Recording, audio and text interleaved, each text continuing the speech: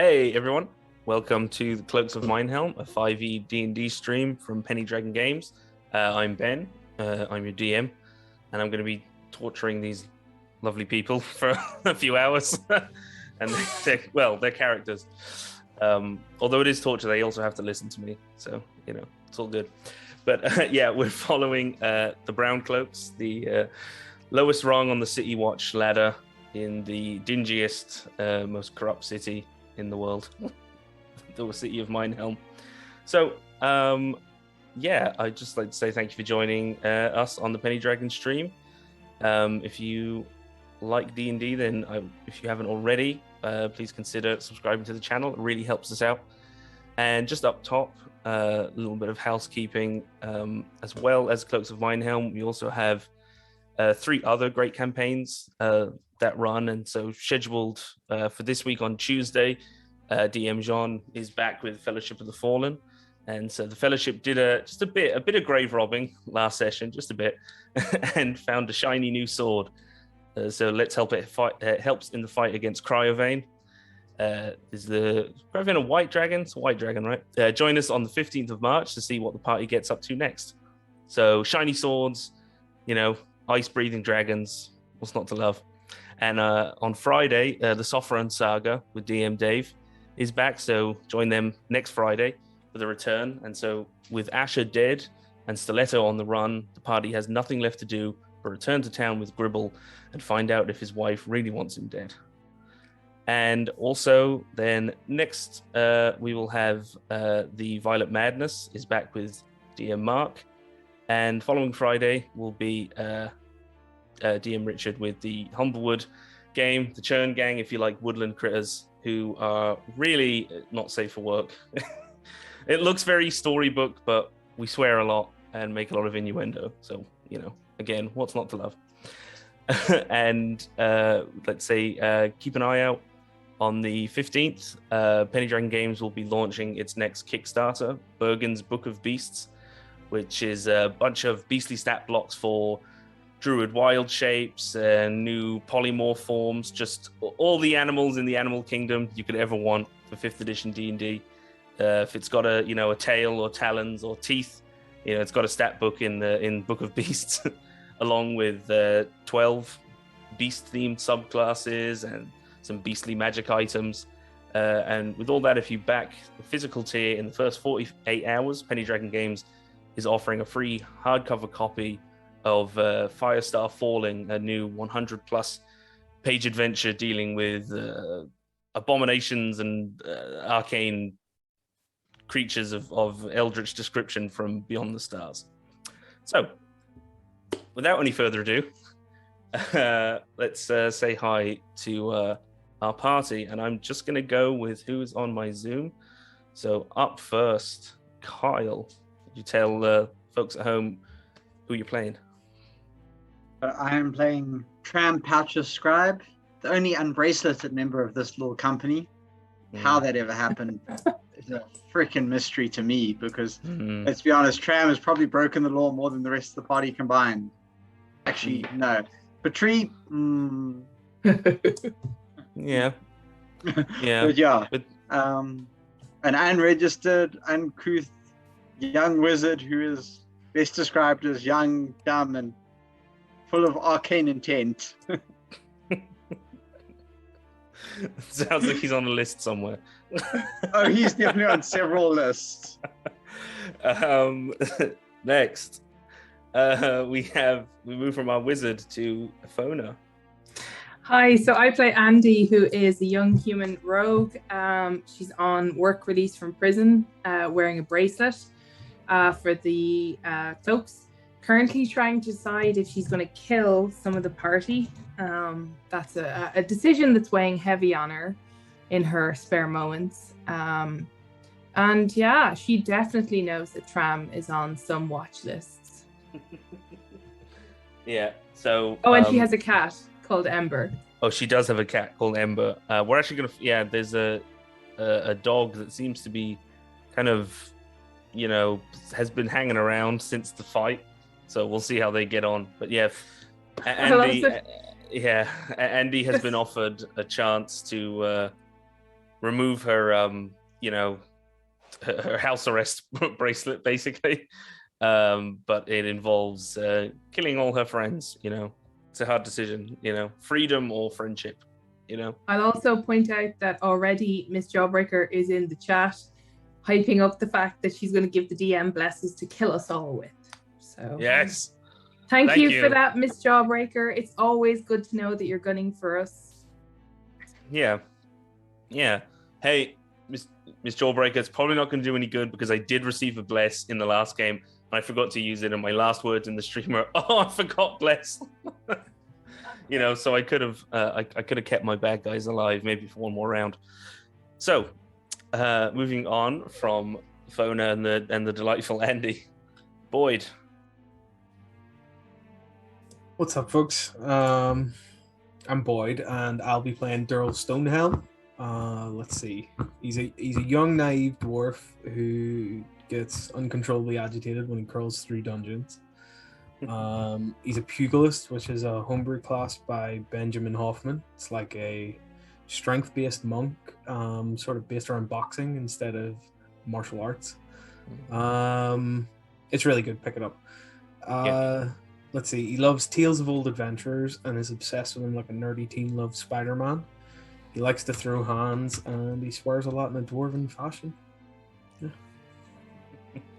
Yeah, and he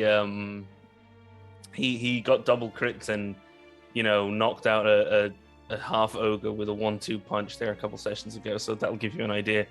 That of combo what that class is called the Royal Flush, by the way. It is. I remember that, like a poker player remembers a Royal Flush. Yeah, that's the Royal Flush. That's like wedding, child, maybe that. It's I don't know. We'll see. I haven't had the wedding of the child yet, I presume.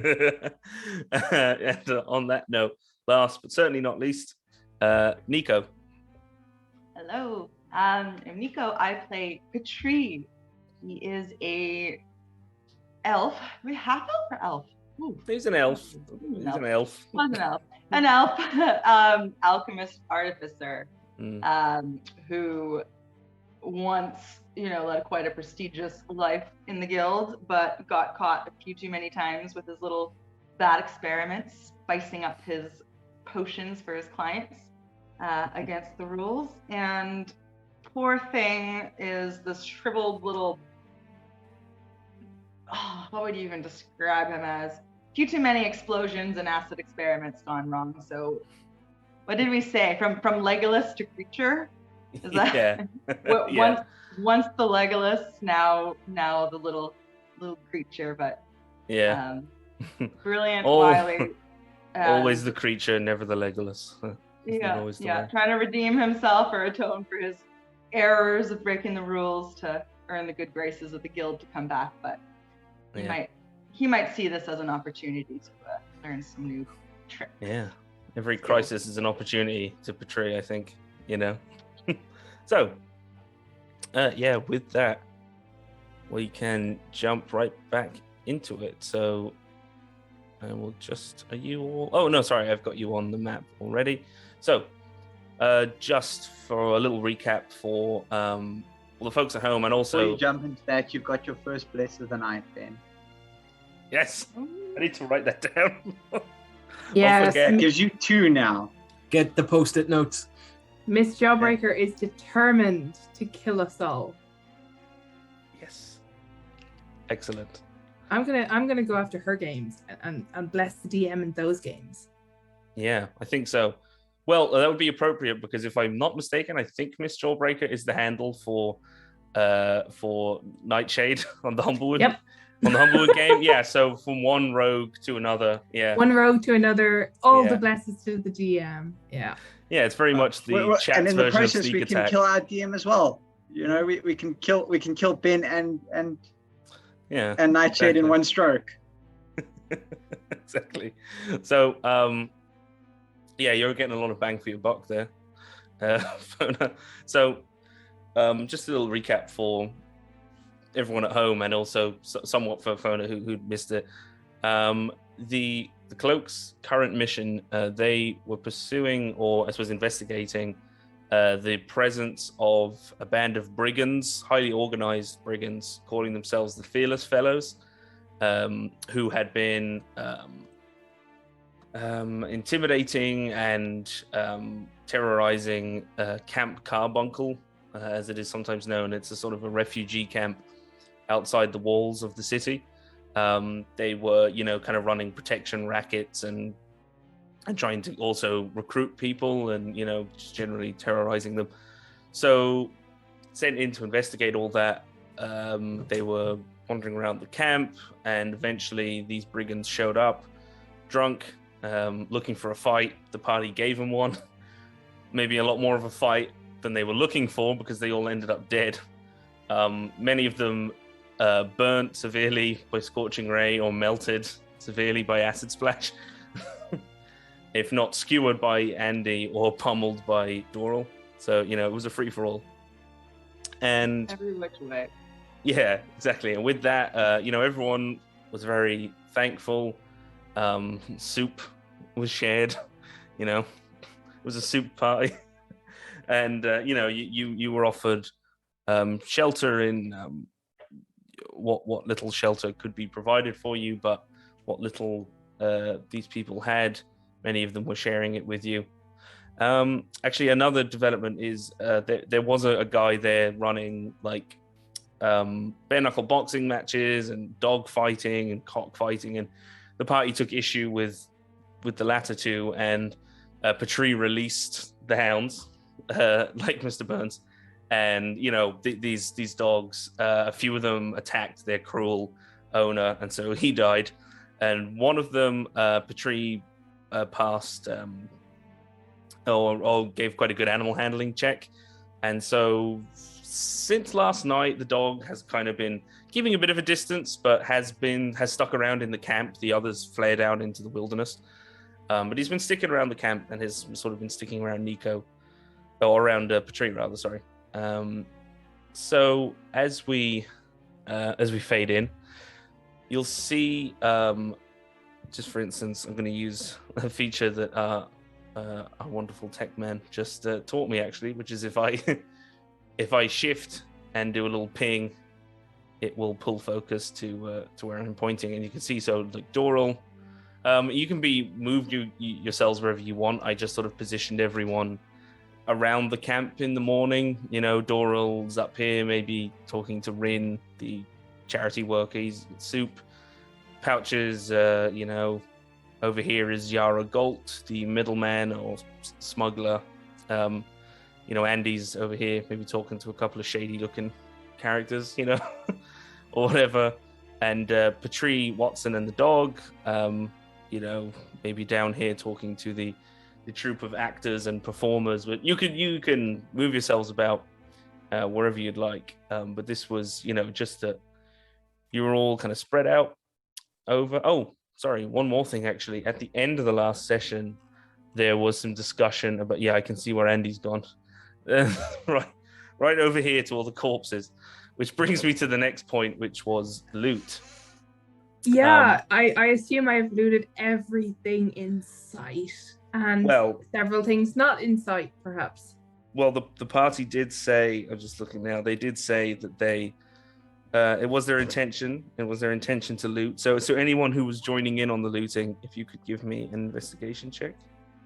I'm going to go ahead and roll investigation because that's a given. Sorry, guys, I just need to find one thing. Okay. Is all of us here, or? Okay, so all right, yeah. Whoever I'm good. to participate. DB Gibson says. So Dave says Andy is checking their rings. I mean, checking 4 rings.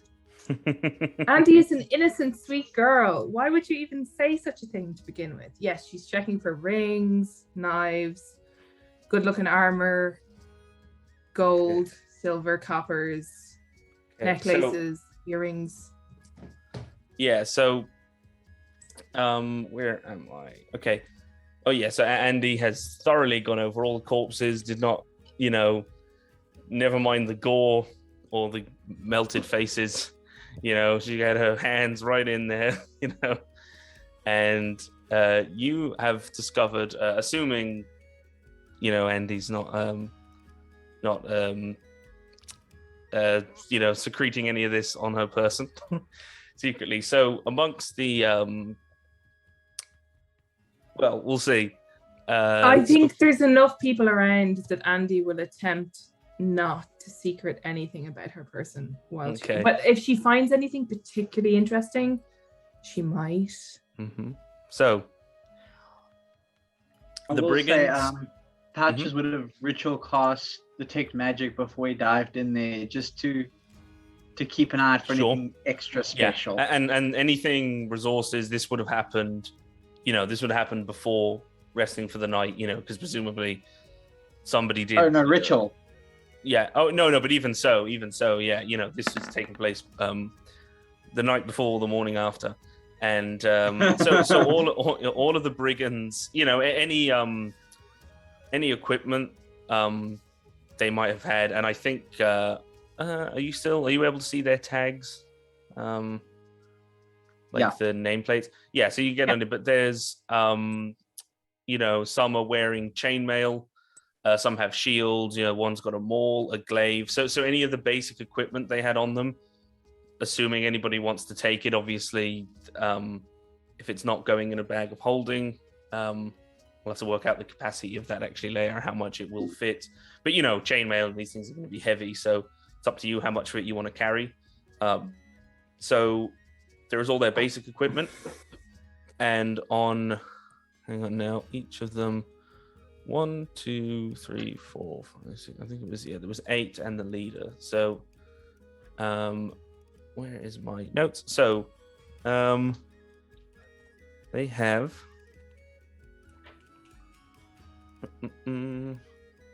total. I'm just going to roll the gold. So, 1, 2,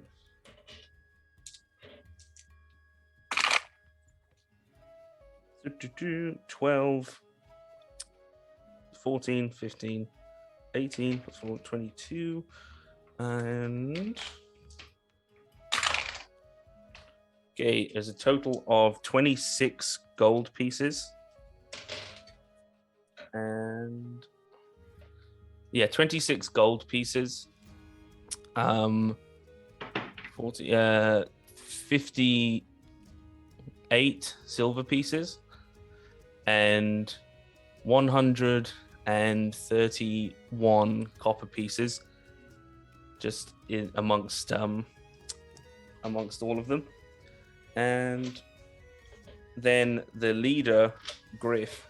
So along with his rather nasty-looking serrated longsword, which, if anyone wants to take it with them, is non-magical. You're not getting any sense of magic pouches, but the serrated longsword, it functions as a longsword in all other respects, except it does an extra die of damage to attack, like any creature that's unarmored. Now, natural armor won't count against that, but if they're unarmored, it does an extra die of damage as it, gets a hook on their flesh and tears through. So obviously that's very useful. He's wearing chainmail and a shield. He's also got, you can take his sort of melted iron mask, or half of it is melted. He has a mostly full wine skin, and actually the rest of them have, a little ale, on them. The few that, maybe they had ale in their water skins. And he's also got my drug. Yeah, he's also got a signet ring worth 5 gold pieces on a leather thong. Just, just kind of in his possession. It's look at the signet ring. Do I recognize the symbol on it? You do not. If anybody wants to make a history check, it is a fist, like a gauntleted fist, or not a bare fist grasping a blade. 16. Yeah, you think it's you can't remember the name, but it's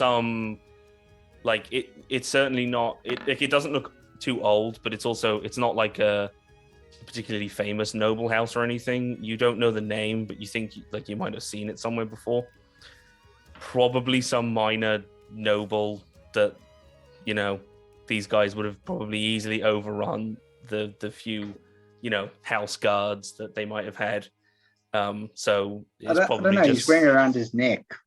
Oh no, sorry, he's got it just like it's just on a little thong, so it just doesn't like, you know, roll away. But he's just kind of got it like with his stuff.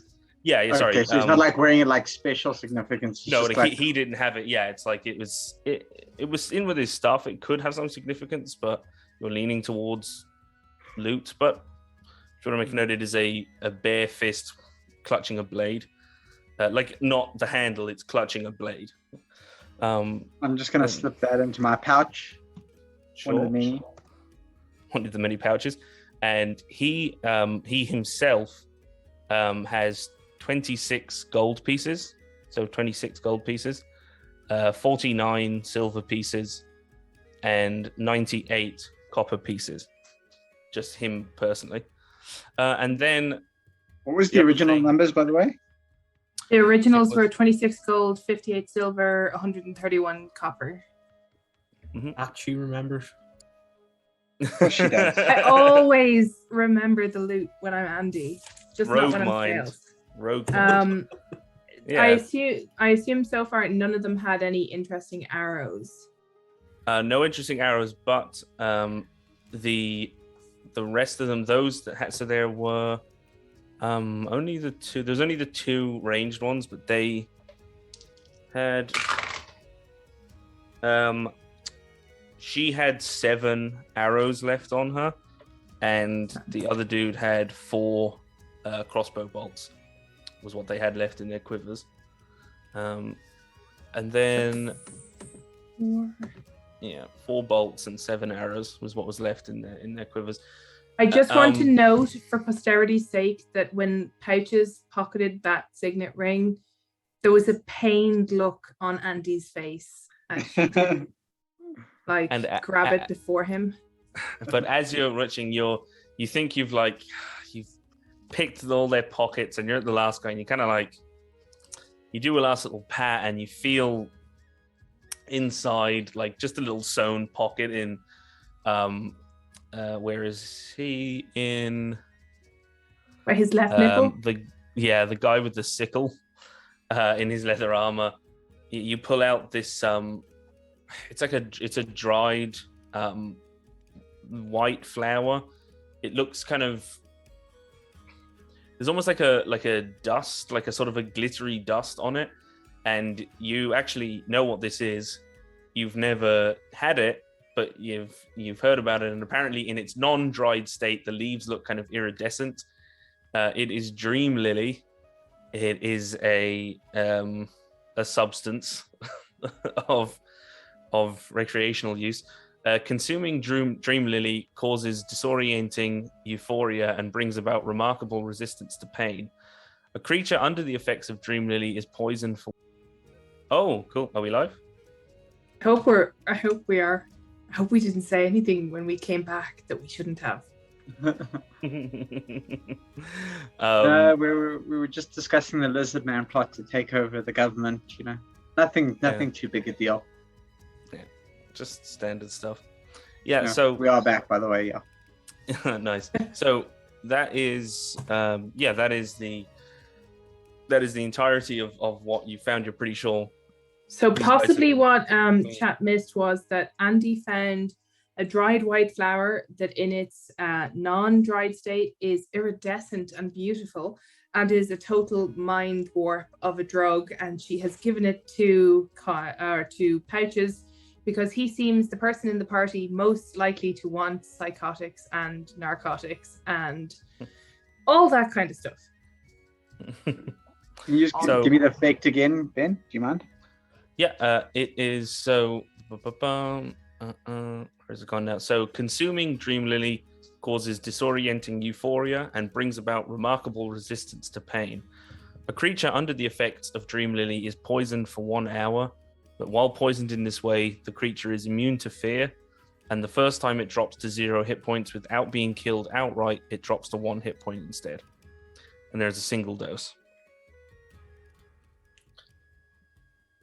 And then in addition to that, actually, like I think I said last week, when people we were getting a bit hung up on deciding what item the party wanted as a reward from the rag and bone man Dunbar from amongst his treasures. But in between sessions, we had a little vote, and it looks like the party have chosen to take a spyglass. Yeah. So, which is pretty handy. And but also Doral got he got a second item because he got the matchless pipe, the pipe that lights itself, because he traded him for a miner's pick, which is quite useful actually to Dunbar. So it is the morning. You folks may position yourselves where you wish. The camp is. We'd follow what's her name, wherever she's going. We'll go find her. And Meg. Meg is over here in the kind of to the north of the camp. Gremlins really controlling cool. my screen. Yeah, it's really cool that you scrolled the screen. It's Well, really we can thank Josephus for that. He was he was telling me. It's just actually really useful. This is a lifesaver, because in the fight last week there was snipers, and obviously they were revealing their position when they shot, and I was like, you get hit by an arrow, and I'm like clicking, I'm like, it's over here, but of course reasonably everyone else is probably zoomed in on their kind of little battle arena, they're not zoomed out like I am, because I foolishly gave myself 9 brigands and 6 dogs to control. Oh my goodness, why? I'm loving though the jump to where the DM wants the focus to be. I love it. Yeah, it's really good. It's really Level me up to dynamic. level And 3, and I will sort that problem out for you every time. Yeah, but it's really cool. Sorry, it's not level 3, level 5. Give me level 3 spells. I'll sort that problem out for you consistently. Minions will not be a problem for you anymore. Exactly. Yeah. So, but it's great that if something does, like a skeleton burst out of the ground, you can just click and be like, over here. It should be good for the stream. So, yeah, it is the morning. It looks like Doral might be talking to Tank. Yeah, I want to seek out Tank in the morning. Okay. Is anyone else doing anything in particular? I'm trying to find where I am. Sorry, the tree is down here. You can be wherever you want. The dog will follow you at a distance of like about 10 feet. It doesn't really seem to know what to do with itself. Andy is being broody somewhere. Sure. Playing with Ember, but being broody and thinking heavy thoughts while she's doing it. Brutally playing with her cat. I like it. Any of us noticed this? I know what. Andy being broody? How often do you take notice of Andy being broody? Just Andy. Yeah. Let me rephrase. Andy seeming to be extra broody today. Well, true. She is extra broody. I'd like the Andy with extra brood. In fairness, Andy has been extra broody for a couple of days now.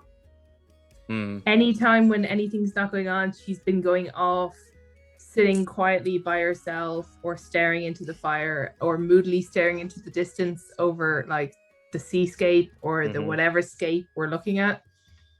And every so often probably looking at like Tram and Dural with considering looks. I'll give you that. It's ultimately it's a character role play. Would Pouches, would he be the kind of guy to notice something like that? Is he?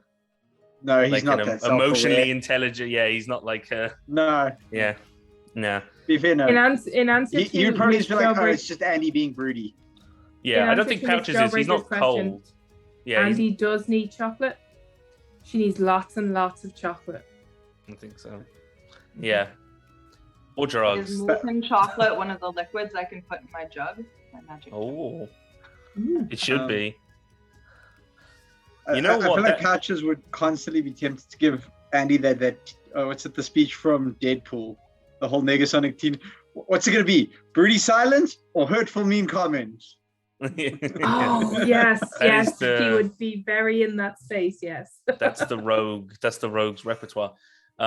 Nico, for that actually, I think if you want, it will take a while. Like, I mean, this could be like a couple of, a few weeks of like Arcana and Alchemist supplies checks. But if you want, I mean, we can have Patrice see if he can break the code and the formula to get the alchemy jug to produce hot chocolate, to produce like a new liquid. Something, yeah, I think that's totally up his alley. I think it will take a little bit of gold cost, for materials and, experimentation. We'll see. He can try and make a new liquid. He could get into some good graces with people with unlimited amount of. You thinking liquid? You were thinking like molten chocolate or like hot chocolate? Like a good thick hot chocolate. Yeah. So sorry to interrupt, but Drink this has been coffee. driving me insane since yesterday, and I'm finally off 288. I've been bouncing since yesterday on Twitter at 288 followers. It's like follow, someone unfollows, follow, someone, and I finally got to 289 today, and I'm over the moon that I finally broke 288. What's your Nice. Twitter? I'll bring you to. yeah. If anyone hasn't, So I'm D&D Armory 1. I think if you just look at Ben's stuff, he retweets my stuff. Ben retweets me all the time. I don't really use Twitter, but I'm going to. yeah, I haven't been on like the last few days, which is a terrible decision when I was at Comic-Con. Should have I done should have more. been live tweeting that out. We still need to train Ben into being social media aware. I'm not socialized. Ben is like a recluse spider. He's dangerous, but he's reclusive. What is your? Sure. I'm also fuzzy like a tarantula. So. There you go. That's just mean, BB Gibson. That's just mean. Oh, BB what Gibson does he- say, I'm gonna unfollow and follow for a week. So yeah,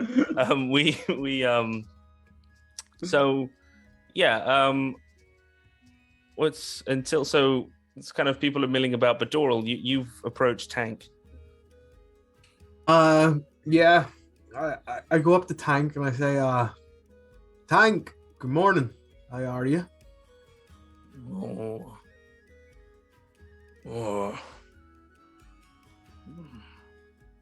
Sad. Aye. Why's that? Well, Judd's gone. Dogs are gone. Tent's looking bit big, even for Tank. Did you ever look after the dogs, did you?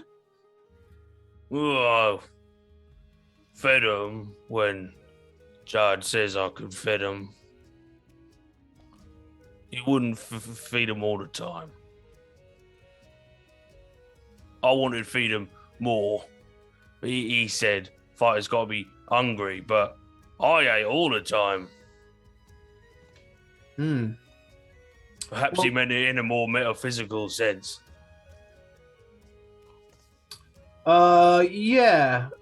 Anyway, well, I was just wondering, what was your plans now? What do you fancy getting up to? Soup. Soup, right? Yeah, Wynn's got good soup on. It's sort of dawning on Dural that he's actually dealing with a fucking idiot. Yeah. Right. He's a halfway. Well, how about this? Can you get into the city soon? Do you think you'll be able to get inside? Oh, well, Judd, he were working on getting me my papers.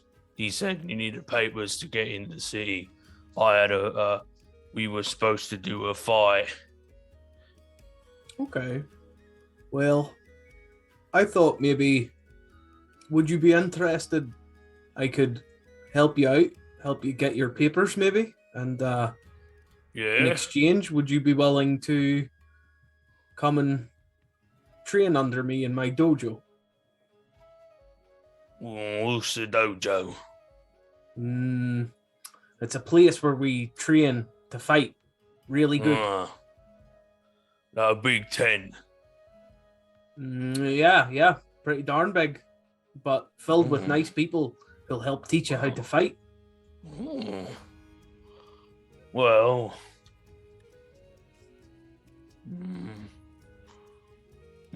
tank not really have any other employable skills. I know that feeling. All right. I got food at this dojo. Oh, why? You get 3 square. It's a... What? I say this just whisper. I don't want you to think you're foolish. Took me a long time to get the hang of the common tongue. Square is shape. It's a shape. It's not food. Just Thanks for the heads up. Between you and me. Good. Well, anyway, I'm good at shapes. I'll get to work on those papers, and maybe you can come learn how to fight. Does that sound good? Well, I want to learn, yeah. Fight like you? Yeah. I still ain't found my tooth. He laughs. Well, just, I fought you the other day, and I thought your fundamentals were amazing. A little bit of training, you could be one of the best. Yeah, maybe I'd put on a bit more weight, be stronger. We maybe need to make a new weight class. Ogre weight. Ogre weight champion. Doesn't that sound good, Tank? Tank, Yeah. the overweight champion. Maybe someday you get a nice shiny belt like this one. That's good. You're All really pulling it off. Oh, You know? It's a bold-fashioned he's really choice. humble for a minute. Thanks very much. No one said that yet. No one's noticed my cool shiny belt. Well, some people just aren't as intuitive, you know. Gerald starts to think to himself, this guy's really quite wise in an emotional sense, but just not intelligent. All right. Well, look, I'll look after you, and we'll get those papers sorted. All right. Deal. Deal. And he just hawks the biggest, greenest loogie into his hand you've ever seen. Gerald all does he the same. said. Bit shake. All right, it's not a real contract. Yeah. And it's like his hand just completely envelops your hand and some of your wrist. Oh no! Before he goes to shake, I turn it into a rock one and really give him a firm squeeze. Oh yeah. I'm getting Predator flashbacks. yeah. That's me. I head back and find the others then. Seeing Doral having taken this chat, I'm gonna go over to Yara and I'm gonna be like, how much would it take you to organize papers for the big guy? And like just nod towards Tank. Having just had an idea of what Doral's talking about to her. Yeah.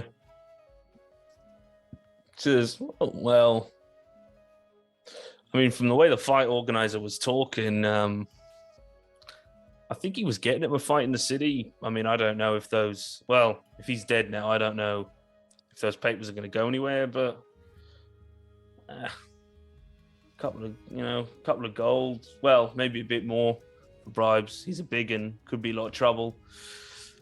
Or if he wants to fight for the butchers, I'm sure it would cost him nothing. Yeah, I'd prefer to keep him out of that crowd. Yeah, thought so. If anything, I feel like he could be useful to. She doesn't. I think Yara knows that I work for the middlemen. I think she encountered me afterwards. Yeah. I think so. I'll say, if anything, he could be useful as a little side work for us. You know, watching a warehouse. Nothing too brain intensive. But none of the butchers are gonna fuck with him in a hurry. Yeah, and she's kind of looking at like where the people just kind of. I'll actually move them all in a minute, but they kind of just not really knowing what to do. Just a distance to the east of the camp, kind of just piled up all the corpses. it's like, what do? They just kind of drag them out of the camp proper. And, these guys were hassling the middlemen, the smugglers as well, which normally people kind of left the smugglers alone because they worked with everybody. But she's like, well, between them, it's like, and with tensions with the potters and the butchers, gang wars brewing. More muscle's not a bad thing. Yeah, especially once we get him in, once he's had a few lessons with Doral. Trust me, he's strong now. By then, he'll tear someone's head off. Oh yeah. Well, I'd be more worried about Doral. Gave him the old 1-2 when he went down. I said, well, yeah, but luckily I can keep Doral away from the worst of our operations. I'll see what I can do. She's kind of talking, and it was like, the brief encounter that I had with Doral, would he be keen on him working No. Maybe. No. I can keep Doral out of it, but Tank doesn't. I don't think has the moral code or fortitude of Doral. A little extra gold in his pocket for watching an alleyway or a door or something like that, he'll quite happily do. He says, well, look, 5 gold. I reckon I could get him. We could get him papers with no strings attached. But if he wants to act bouncer at a couple of doors, then we could sponsor the papers. I'll slip her the 5 gold and I'll say, I'll sponsor them. Make him the offer, but I don't want him forced into that if he doesn't feel that that's the right choice for him. And she says, "Oh no, we're not slaves." What it's like? Yeah, she says, "Well, look, all my men, they're in it because I'm in it. They trust me. They follow me. I wouldn't have had any of them being forced into it. So, look, I get it. She says, "Well, look, I'll just slip her the 5. I'll see what I can do. It's a done thing, but if there's any hurdles, I'll let you know." And then I'll make my way over to Yara. Sorry, not to Yara, to Meg up there. Sorry. Yeah. So Doral and Pouches have had a word about. Mm-hmm. As I walk past Andy, who's like kind of standing there, just brooding in her own. I'm just gonna use just want to make sure this is the right one. As I walk past Andy, I'm just gonna snap my fingers in front of her face, and it's just gonna be this of light for a second, and then I'll just carry on walking. I won't even say anything. I'm just gonna As soon as he does that, though, she wants to punch him. He does it, and she just punches automatically. Sure. Give me an attack roll. That's a 19 to hit. Oh wait, a 24 to hit. You connect. Yeah. For 4. Oh, did you? Oh, jeez! I forget. Andy's got +3 strength. If anyone has seen Planes, Trains, and Automobiles, she's skinny, but she's strong. It wasn't even any sort of. It was just it's reflex. Smack the light, and she just goes punch. Yeah. And she doesn't even stop think. And I think as soon as she's done it, she'll blink out of what she was thinking on and look at him and be like, "Oh wow, okay, Pouches. Oh, sorry." I'm just gonna carry on walking, but you can see him walking with his and he's just gonna walk over and just walk to Meg and be like, "I think my shoulder's dislocated. Can you just pop it back in for me?" But he's gonna try and put it a brave face until he's away from Andy, saying "Oh, that was nothing." It's yeah, she dislocated my shoulder. Yeah, and it's without Meg just without really missing a beat, just grabs your shoulder and just pops it back into place. And it smarts. And she says, all right. And she kind of starts wiggling your shoulder. Andy is going to have sort of, in a really slow, trying not to be obviously following, but doing it anyway, but in a really slow way, is going to have drifted. While he was getting his shoulder relocated, he's going to have like slowly drifted over to be there too, because she's like, shit, should have done that, should not have done that. Hey man, you know, sneak up on someone with that many knives on them, it's not a smart move. So yeah, as you have converged on Meg, is Petrie doing anything in particular with his morning? Well, he's always very shifty and curiously looking around, trying to peek into people's, bags and see what kind of interesting little tidbits he could possibly take for his little concoctions. Not a lot of alchemical ingredients here, but a lot of pretty filthy mummers costumes, motley and ruffled, stage outfits, over here with the mummers troupe. I mean, he perhaps might want a change of clothes.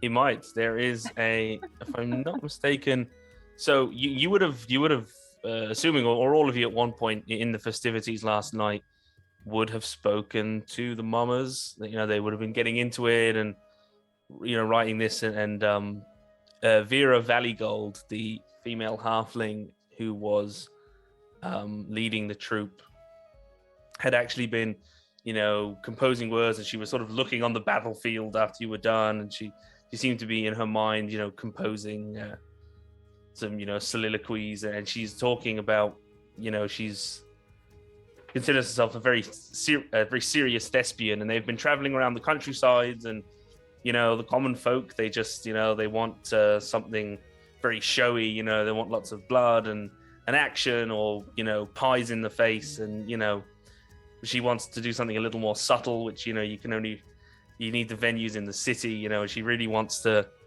really tread the boards eventually in the capital Aragos, but Minehelm is her first stop. She's she's a playwright. She's sort of working on her opus. But the other mummers, while there are several bit players, it also includes Orm, a flabby, prissy dwarven man, Layla, a doe-eyed young human woman with honey braids and a sharp tongue, Estelle, a tall, severe-looking human woman with a heart of gold, and Hugh, a comely young human man with wavy brown curls and an antisocial attitude. But Vera is a halfling, and there is another halfling. So, I mean, there is an outfit or two that would, with perhaps a little adjustments, a little couple of trips to the tailors would, I'm sure, fit Petrie like a glove. There is this like a burgundy doublet with puffed shoulders and a neck ruffle. It's looking a bit worse for wear, It quite frankly reeks of BO. But it appears there is also an accompanying outfit, which is a more simple charcoal doublet with like a slate grey cape, which is also both outfits appear to be Vera's. They are the most well made, and these two outfits that catch your eye. Right, well, he will probably offer some of his expertise to perhaps enhance their this little showmanship kind of stuff they have, pyrotechnics and in exchange for perhaps an outfit if they have one to spare, something.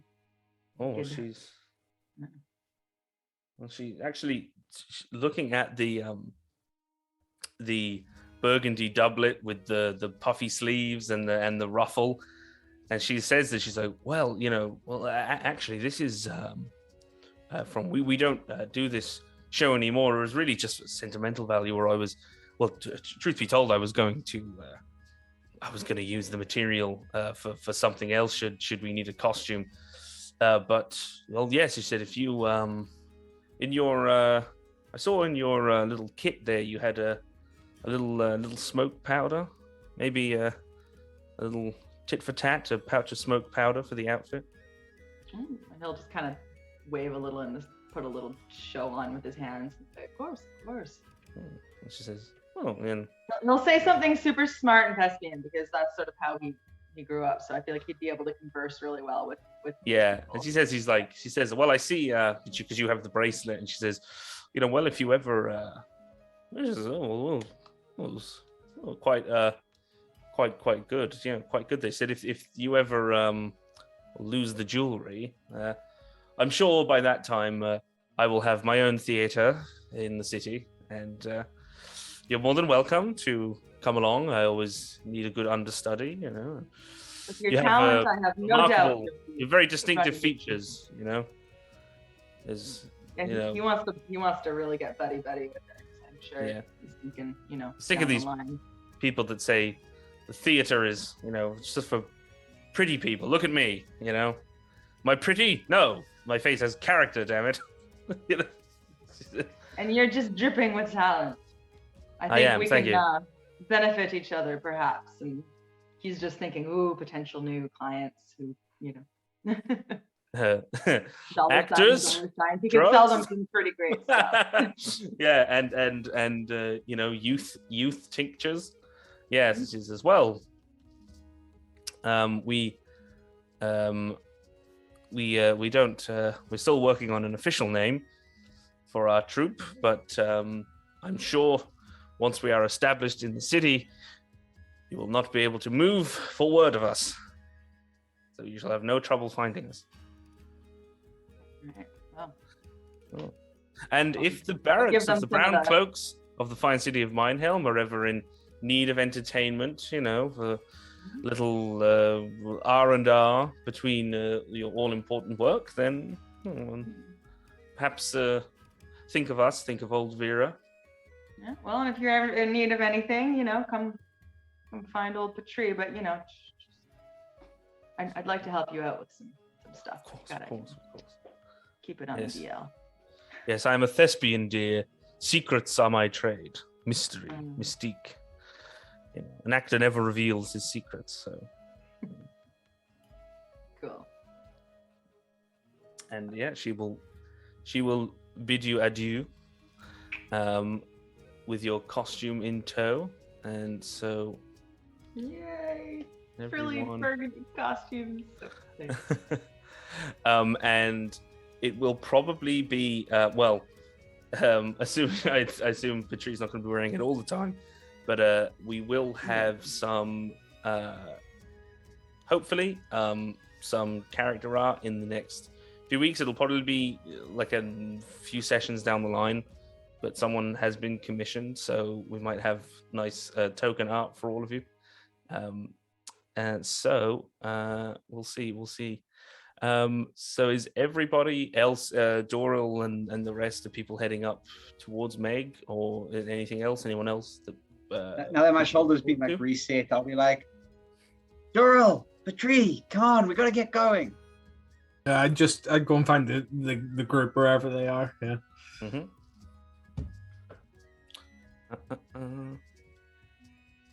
And as Doral approaches him, we'll be like, you're gonna love this place. We're going into a swamp. There's no stone there, just mud. Lots and lots of mud. Yeah. It's a swamp. Is there trees in the swamp?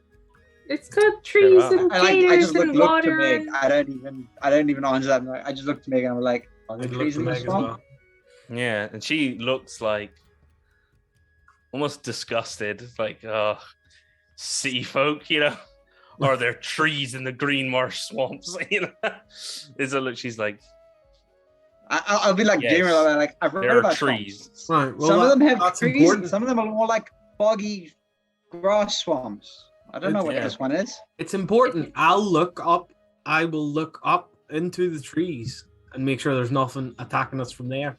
That's why I'll. Andy is actually gonna not in an attempt to injure, after what she's just done to Pouches, but she's gonna like smack Durrell's shoulder and be like, "It's a swamp. It's fine. There won't be anything in the trees." Yeah, There's- there'll be No, things in the ground that wanna he's eat right. you. He's right. There's giant tree lizards. You see? That's why you Oh. look up. I told Oh. you. Okay, Oh, fine. Look up believes in then. you. Fine. You look up. I look down. We'll all be fine. Good. Yeah. Then we've got a Yeah. plan. The extent of our plan. Look, you look up, I'll look down.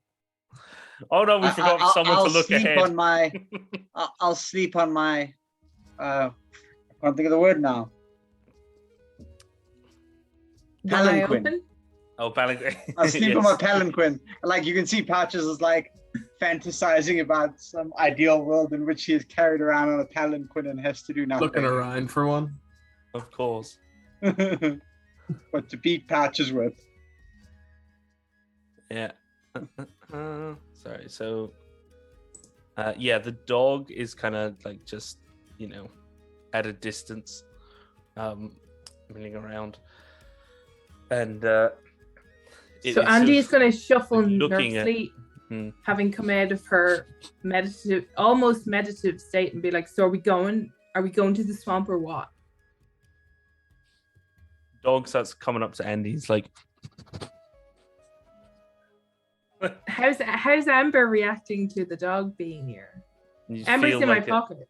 Yeah, you feel like it's sort of like a little tensing and kind of So Ember is gonna, or Andy's gonna be like pulling her cloak so that the pocket with Ember is like away, but also like petting the dog a bit at a distance. Seems to kind of Behind be her almost. intrigued. Like what's going on here? Daryl, help! Who's this? A dog. And Andy will slide over away from Daryl. Like rustle into my pocket for some rations and say, "Here you go. What about some of this?" Kind of tentatively, sort of. I get down on my honkers and sort of try and look less intimidating and maybe animal handle this thing. Yeah, give me an animal handling check to see if it will take the food from you. It's been kind of hanging around Patrie. Oh yeah, it'll eat. Yeah, it'll take the food, and it kind of glances back in Patrie's direction at one point. I'll encourage him. A little scratch.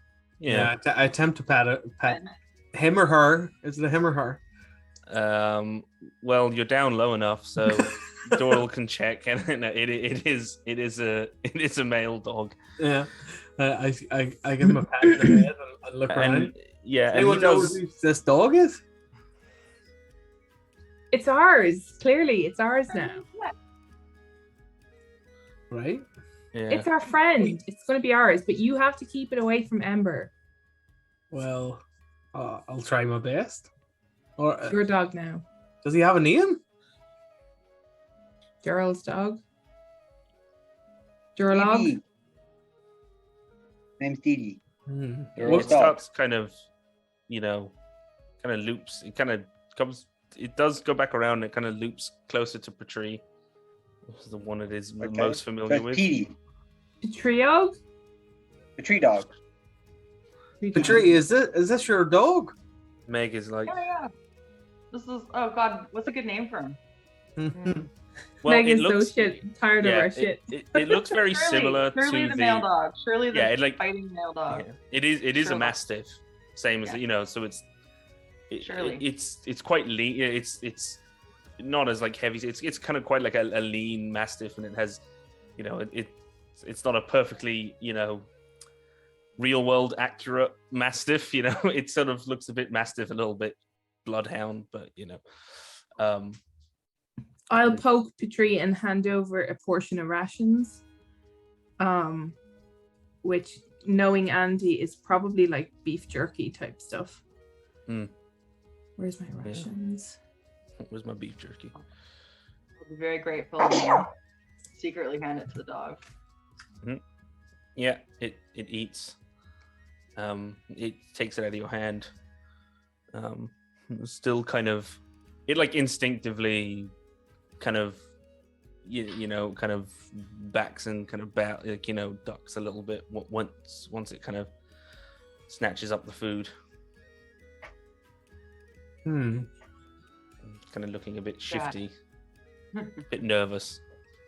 I don't know about taking this thing into the depths of a swamp. Let it come with us. Jesus Christ. Okay. Well, I Meg, mean, are we going?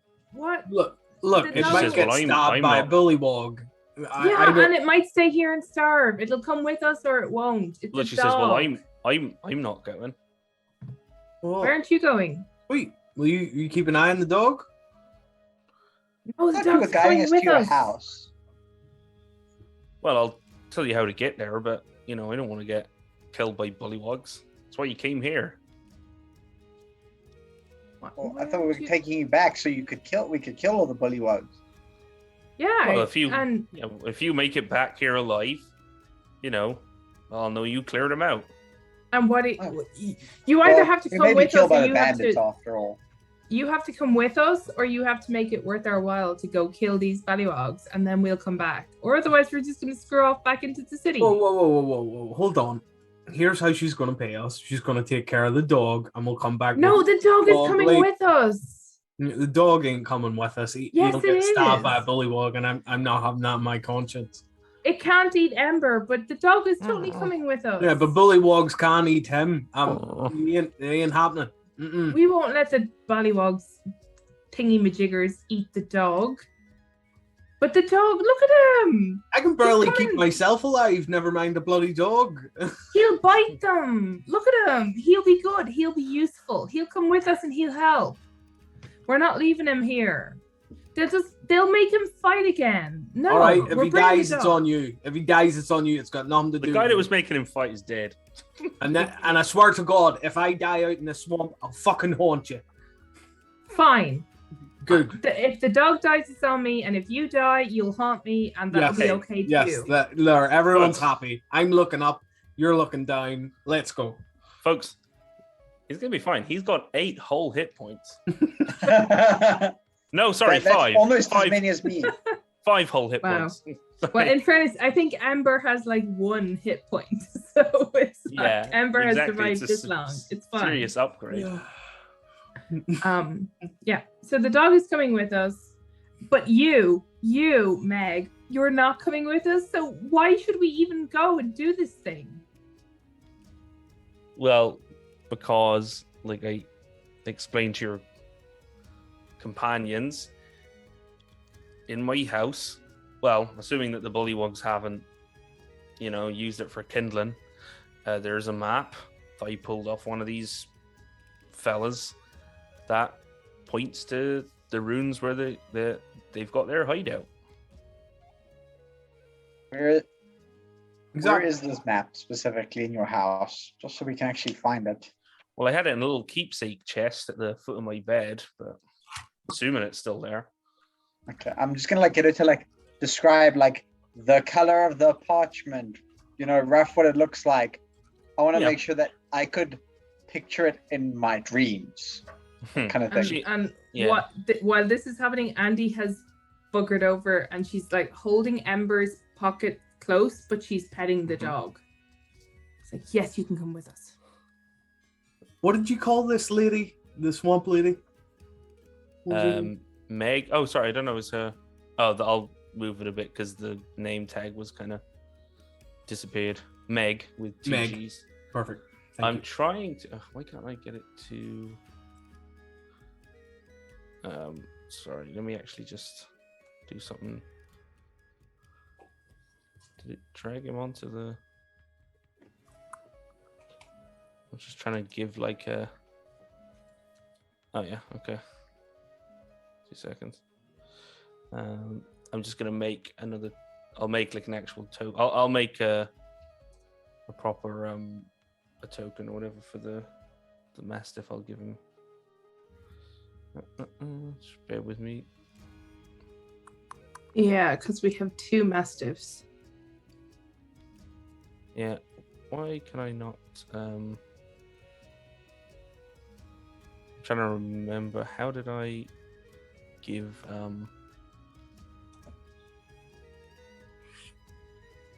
Sorry, I'll show you. You know what? I'll work this out another time because his stats aren't very complicated, and we can look at him in the. If you just search the compendium, I think the master should show up. Yeah. So, does this mastiff have a placeholder name? It doesn't need one. I think that's up to Pitry. Yeah. This isn't Shirley? Is this a different one? Shirley sounds good to me. Shirley? Yeah. Shirley. Surely you can't be serious. Yeah, someone has to say it. So, the dog is it's it's looking at you. It's mostly at Patry, and she says, "Well, look, she'll tell you, she can tell you exactly, how to get through the swamp." Now she says, "Well, swamp, it's a bit treacherous, even on the outskirts, heading to my cottage, it was still deep in the wilderness, but I say it'll now." And she's kind of like looking up at the sun. It's about 10 a.m.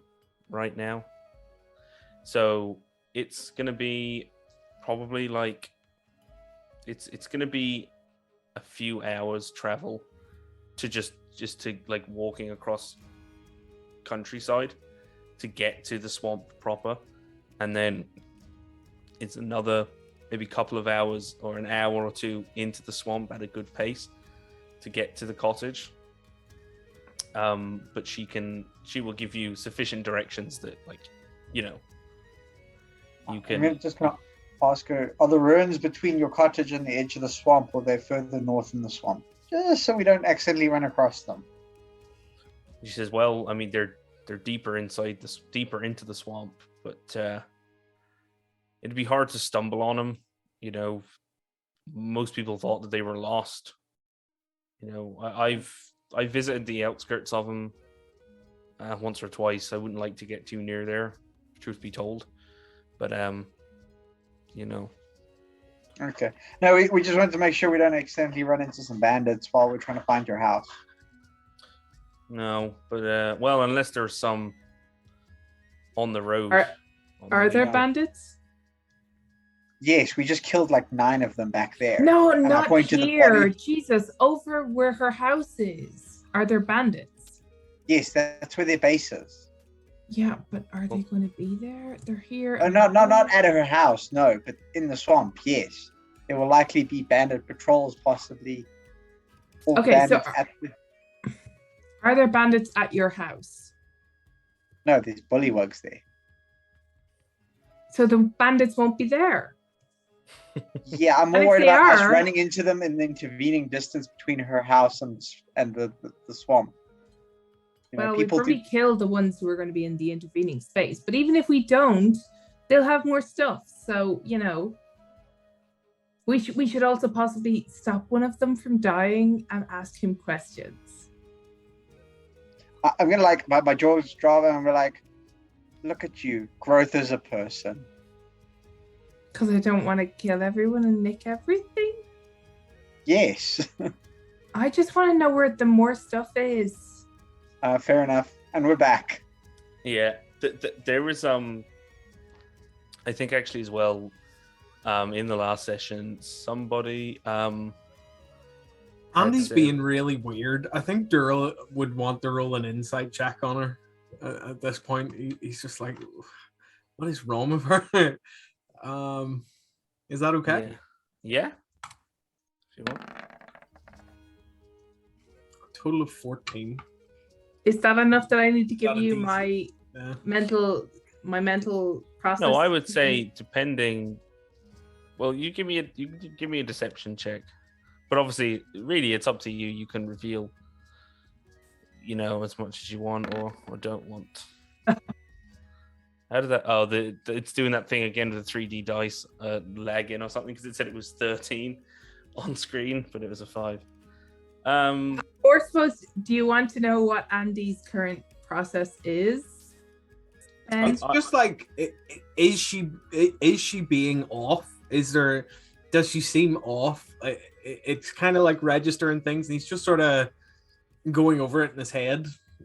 Like, what conclusion does he come to? Is he like, there's something off, or nah, she's fine? I would say maybe that she's a bit off, but yeah. Oh, okay, cool. No. I just don't. You don't feel the need. You don't have to reveal. I can explain why Andy is acting the way she is, or I can just be like, you feel like she's off. Yeah, that's what I would rather have. Just does he feel like there's something off of her? There's something off. Okay. He files it in his mind, but he's more important things to do for the moment. Yeah. But I think someone else mentioned, as well as looting the bodies, either, the day before or the day of when you were setting out, somebody wanted to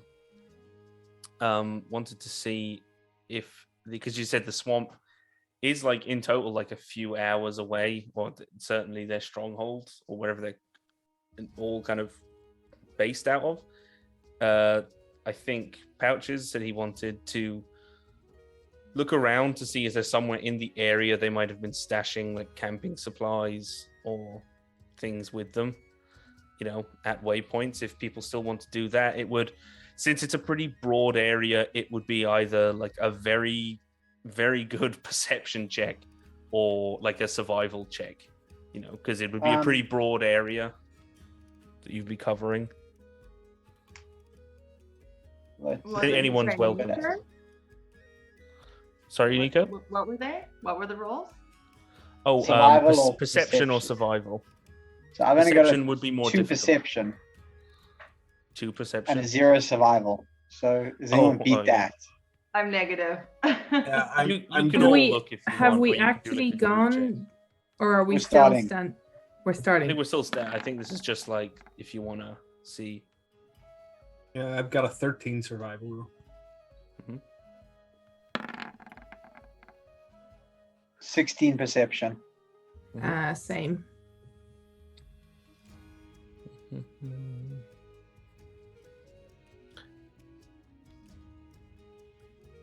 To Petrie, I think if you perception or survival, I was just about to say you can roll. You can. Okay. I was just about to say you can roll with advantage, because as you start looking, just because you've got the dog with you. Okay. Yep, guys, surviving over here, doing really great. I'm That just is an sitting on the back of the infinite dog, increase. Yeah. following the dog, following Watson as he flies away. But that is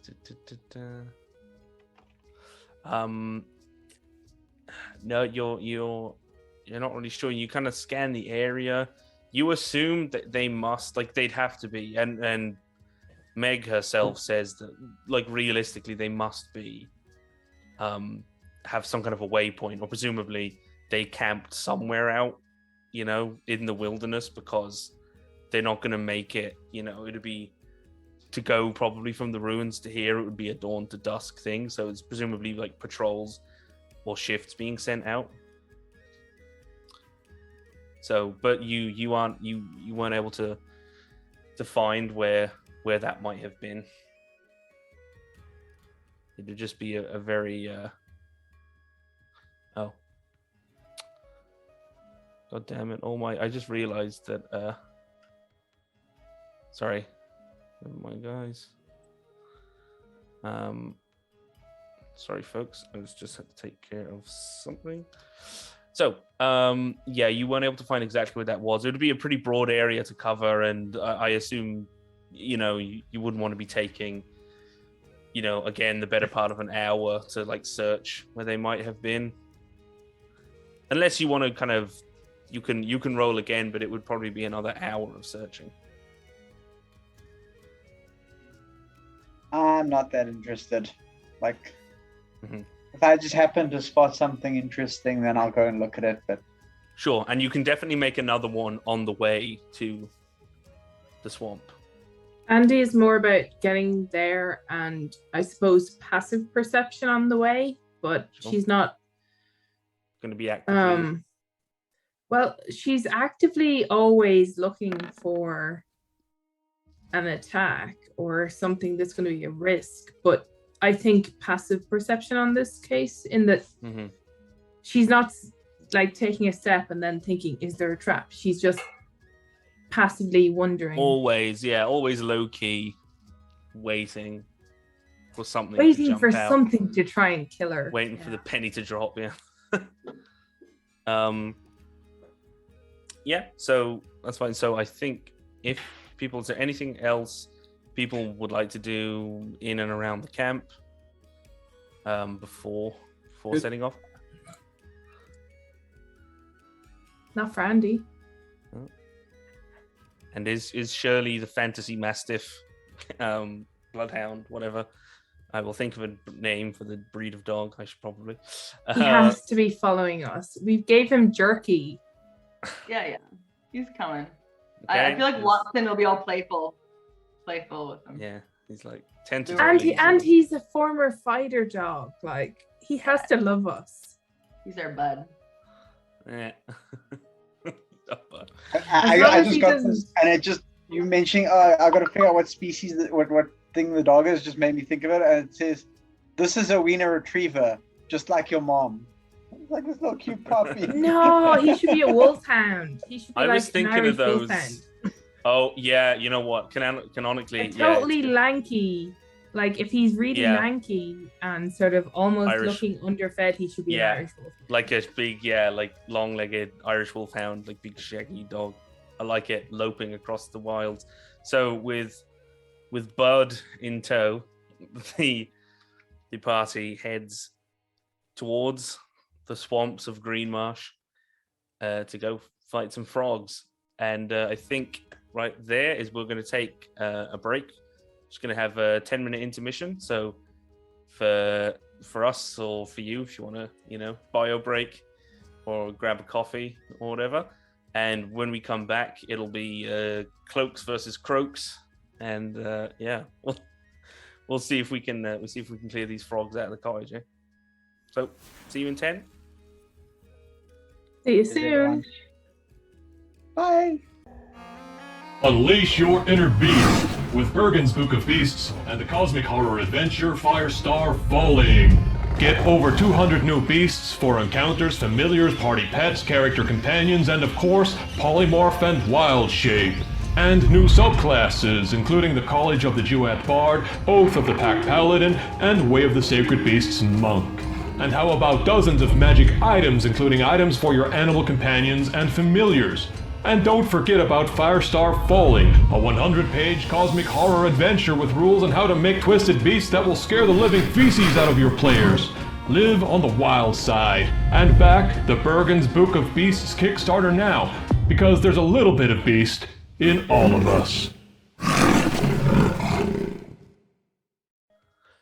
Hey everybody, welcome back. Thanks for sticking around, or if you're just joining us for Cloaks of Mindhelm. Let's get into some D&D. So yeah, with that, you were heading off towards the swamp. But as I say, it's a couple of hours. Obviously, if you want to travel at a faster pace, you can do so. But if you are, say, maybe looking out for danger or looking for maybe a sort of a brigand waypoint camp, you will be at disadvantage for those checks. But it's up to you. What's up to you guys? I think we're gonna be fairly cautious about this. I mean, there is two hostile groups in the swamp that we've been told of, plus giant tree lizards that Joral's keeping an eye out for. Yeah, exactly.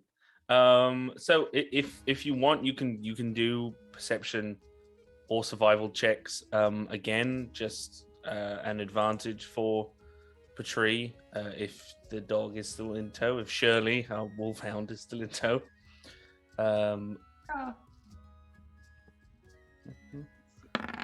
That's a new perception check pouches, is it? 16? No, that was my second one to see if I could find their stuff. Oh, yeah. Okay. That did not work out. 13. Man, but you wish you had a ranger in the party right about now. Pretty much. Yeah, so again, Or no, a cleric. Or a cleric, yeah. It's pretty you can't really see. There's like it's difficult to tell, there's a lot of little patches of trees, it's like that could work, some spots of high ground where you might camp, but you can't see anything, you don't see any rings of stone like campfires or anything. Nothing jumps out to you, and honestly it's also a lot of your attention is focused on following directions that Meg had given and kind of just getting to the point where she said and get to the swamp. So after a few hours, and the dog is especially out in the kind of out here in the grassland, is just trotting along, heading along behind you. And as you get sort of more towards the swamp, it's trailing a little bit farther behind you. But you do eventually reach the edge of the swamps of Green Marsh. And for the last, 20 minutes, half an hour, the ground has been getting boggier. And there's more sort of like heather, and the grass is a little less vibrant green.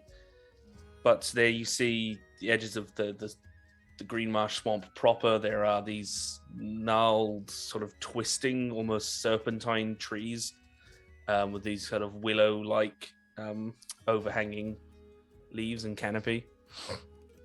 And there was this, there was this spot Meg had directed you to, a rather tall moss-covered stone, which was marked with some old symbol in white, looks like some kind of a pigment or paint. And she was like, "That's a good start point, it's a good way marker." And she has given you direction. So having tramped through the increasingly nasty terrain, Andy's gonna just look around the group and be like, "Remind me again why the hell we're here."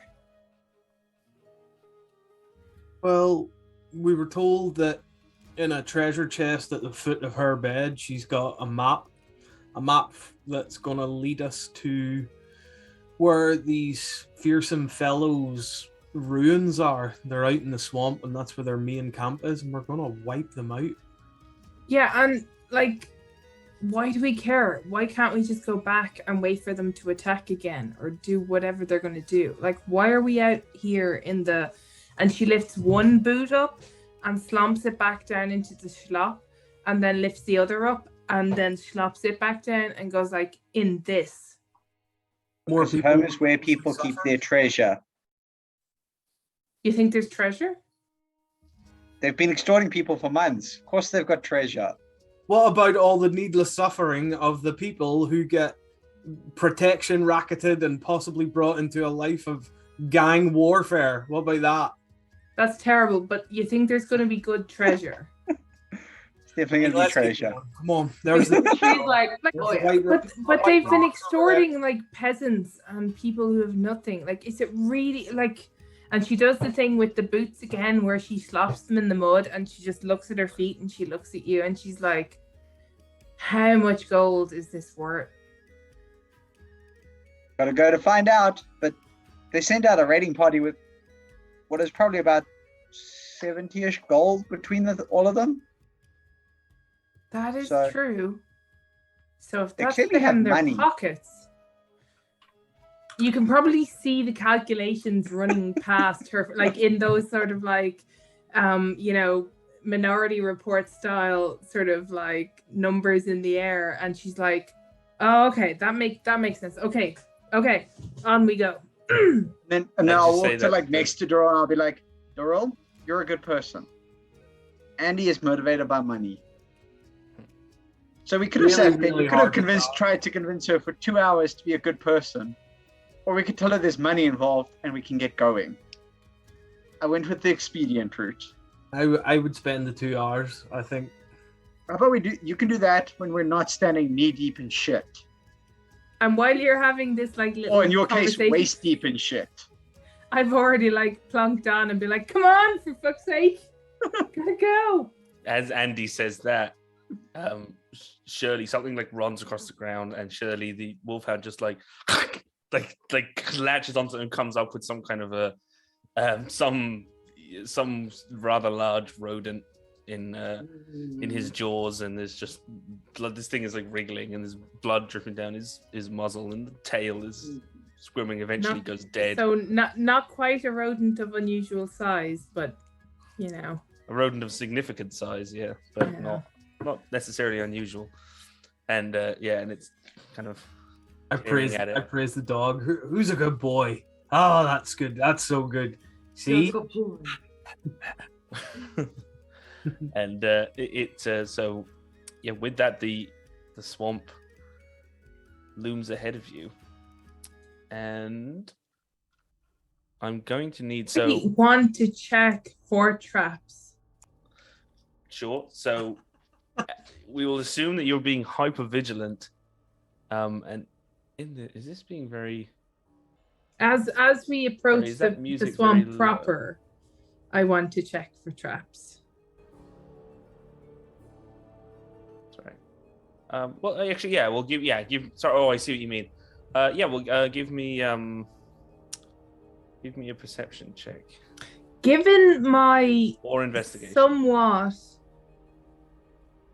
somewhat annoyed by the muck and the general badness of the area, but now my added, can I have advantage? You want advantage because you're annoyed?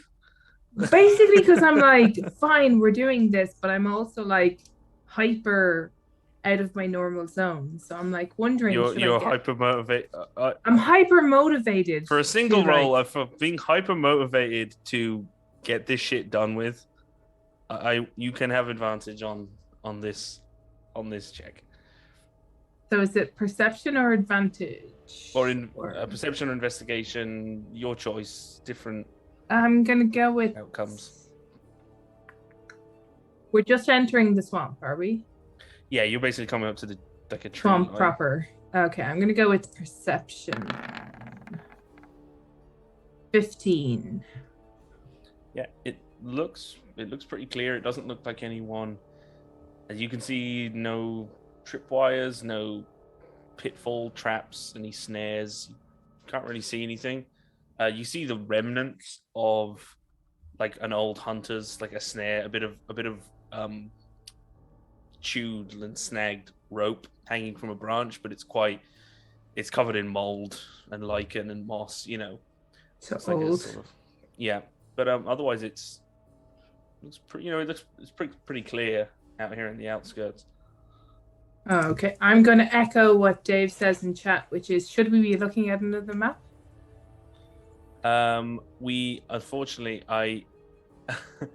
No, we should not be looking at another map yet. Not yet. I forgot to actually. What I wanted to do was get an image of a swamp, just like a still image for just this little intermediary period. But basically, Dave, wait till we're in the swamp and then we'll have a map. It's all good. It's all good. I should have, but I got very distracted by Comic-Con yesterday. And it's okay. I'm just slagging Dave off. It's fine. We what am I doing? Oh yeah, okay. So going. We'll just spend the last hour of the game just talking about Comic-Con. You know. Yeah. And then next week we can make Dave happy. Or 2 weeks we can make Dave happy. No, it's all good. He's right. I need more visual aids. But Dave, we don't all have a wife who can just whip maps up in 5 minutes. I'm gonna pay for that next week. No. I am totally gonna pay for that next week. But okay. Soon. But speaking of, which I assume is where Dave's question was going, soon we will be seeing a gorgeous map by someone who shall be revealed very shortly. For now, Dave says too late, Fona. Too Yeah, late. I know. As soon as I said it, I was like, "Oh shit, I'm going to regret this." Yeah. So. But yeah, no traps. Everybody, whoo, onward. So as you kind of set off to trek through the swamp to a very, very nice map. So en route there, I'm going to need you over the course of a few hours, these kind of 40-minute to an hour chunks, trekking through the swamp. I'm going to need 3 survival checks. Now we can either somebody can take point and we'll make them with advantage, or you can do group checks where everyone will roll and we'll average the result. I'm happy to do survivals. Like, I took the scout feat, so I have good. That is true. Good survivals. So I'm happy to take the advanced scouting. We'll let Andy run in front. Yeah. And you now can, you're you all can going to vote- regret as I roll nat ones. You can switch Properly it up. motivated her. I believe. I believe. You can switch it up between in between different legs of the journey. You can go someone on point, the first one, and then you can do group, however you want to roll it. So this is survival with and you can roll again with advantage just in case.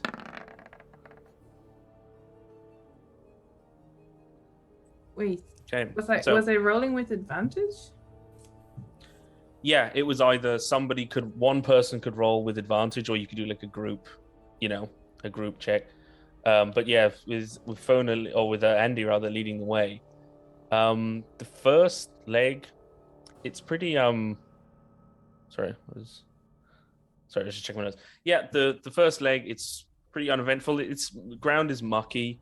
There's lots of as you get further in, sort of exposed roots of these kind of quite like willow-like trees. At one point, Doral, who is having a particularly hard time, just he's just very stocky and muscular, low center of gravity. He's kind of trudging through. Although at a certain point that sort of alleviates itself, as in the more muddy parts, he does seem to be having a bit more ease, kind of getting through the mud and the dirt. It seems to be compensating for his heavy frame, and maybe it's his earth elemental connection, which is sort of evening the playing field for him. But you stop Pouches at one point, is almost gets his caught him. It's very dense, almost caught up in he's a city half elf, and almost twists his ankle in a root of a tree, but is narrowly avoided. And with Andy's rather pretty expert guidance through the swamp, you make it further in, and I'm going to ask for another survival check with advantage if you want to do so. 9 and so 13. Sorry, where is my... So as you get further in these things, it's getting denser, and it's getting a little darker, and the terrain is getting particularly difficult. Thicker, heavier mud, carpets of interweaving tree roots, and Doral, which is saying is the bush is thick. Yeah, exactly. Doral, who has been looking up. I'm a child. Got a crick in his neck. Child. Yeah. He has been looking up for like a solid hour and a half. Like, it's like, and he kind of like looked down as something kind of your leg gets caught on like a little, some reeds, and you kind of shake them out. And when you look down for that second, there's a bit of an altercation. So you see some of these rather large lizards have swooped down on the party over the course of this journey, and since we're kind of we're representing. What the fuck? We're representing. Yeah, just as we're representing travel, so there's a little bit of a scuffle. It's pretty, it's pretty light. Cantrips, are slung, punches are thrown. No one's gonna have to expend any resources. But in the course of the scrap, each of you. So, yeah, in the course of the scrap, each of you lose 4 hit points as a result of these lizards had ambushed you, and you fought them off pretty handily, but they got a couple of scrapes in. These large green and brown striped lizards that Meg had been warning about. Doral was ever vigilant except for that 1 second. I swear whenever it kicks off, and I shout at them as I punch one of them, "Take that, you dangling, dirty, nose-picking lizard!" And as a result of all this as well, the travel through this part of the swamp has taken about an extra hour than it otherwise might have. And we're going to need one final survival check, either at advantage for Andy or as a group check. You got this, Andy. Yeah. Cool. Here we go. I've actually hit the advantage toggle this time, so 21. There we go. Yes. So you're getting through. It kind of spurs you on a bit. It's like, all right, we let our guard down. We got to focus up and we get through. And through all this, the dog has been kind of slowly picking his way through the wilderness and is hanging back a bit. He's kind of not really sure what to do with himself. Every so often he kind of looks back the way, but as you're pressing on, and at one point Patry and Watson are kind of bombing around, and Watson starts kind of floating up towards the canopy, or near the canopy, and Andy, you spot something out of the corner of your eye and you stop Patry, and then you point, get Watson back, and Patry pulls Watson back, and then Andy points up at this it's blending in with the tree quite well. It almost looks like a knot on the tree, but it is this sort of dun brown and mottled gray. It kind of looks like a wasp's nest, and there's always little pinprick holes in it, and you can see as you approach there's some little insect comes buzzing out. And Andy, these you remember hearing a rather gruesome story from someone in a bar about out in the Green Marsh swamps, about these little stinging flies, that they drink your blood, and they can infect you with a rather pleasant disease called blood bloat. So Andy is able to save you all from possibly being infected with blood bloat from these nice. These mosquito-like insects, and gives the nest a wide berth, and you make pretty good time through the rest of the swamp. And just as you kind of reach a bit of a clearing, Andy is going to have either stayed really close to Patry or Dural, I think. She's going to have You probably don't want to be hanging too close to Patry, because he's kind of out of his wheelhouse here. Between the two of those, she's going to have I think she trusts Pouches to kind of look after himself, but in this terrain, she's going to be these two are going to be stay close to them, Yeah. Oh. Because of the fact that you trust Pouches to do anything looking after himself is hilarious. But also he can, she kind of probably assumes with all his ill-gotten magics and slightly illegal spells that he can shield or something like that. So she kind of trusts Pouches to not be totally fucked. But the other two, she's I don't quite know how they're going to deal with this kind of stuff. So she's Let's stick close to them. Yeah. So you sorry, 1 second, guys. So you will as you start kind of it's been you've been passing the pools of water which have this very distinct kind of musty, kind of moldy, mildewy smell of this algae whenever you pass the water, and this smell is hitting you rather strongly, and you actually just pass you'd followed. Andy was able to follow Meg's directions quite well for the most part, and you come to an old, like, it's in a tree there is this little like geometric some little geometric pattern carving, and she says, like, when you're there, you're near my cottage, but so she's obviously going to take care. So you can kind of see there is a in the distance, she said that her cottage is down in a little ravine, and basically this is going to depend where you enter on the map, essentially. So you can see ahead of you if you want to enter more from the east or the west. I don't know if you want to take perception checks on what's up ahead. Just the carving that she told us to look out for. Is there anything interesting about the carving itself? It's a sort of a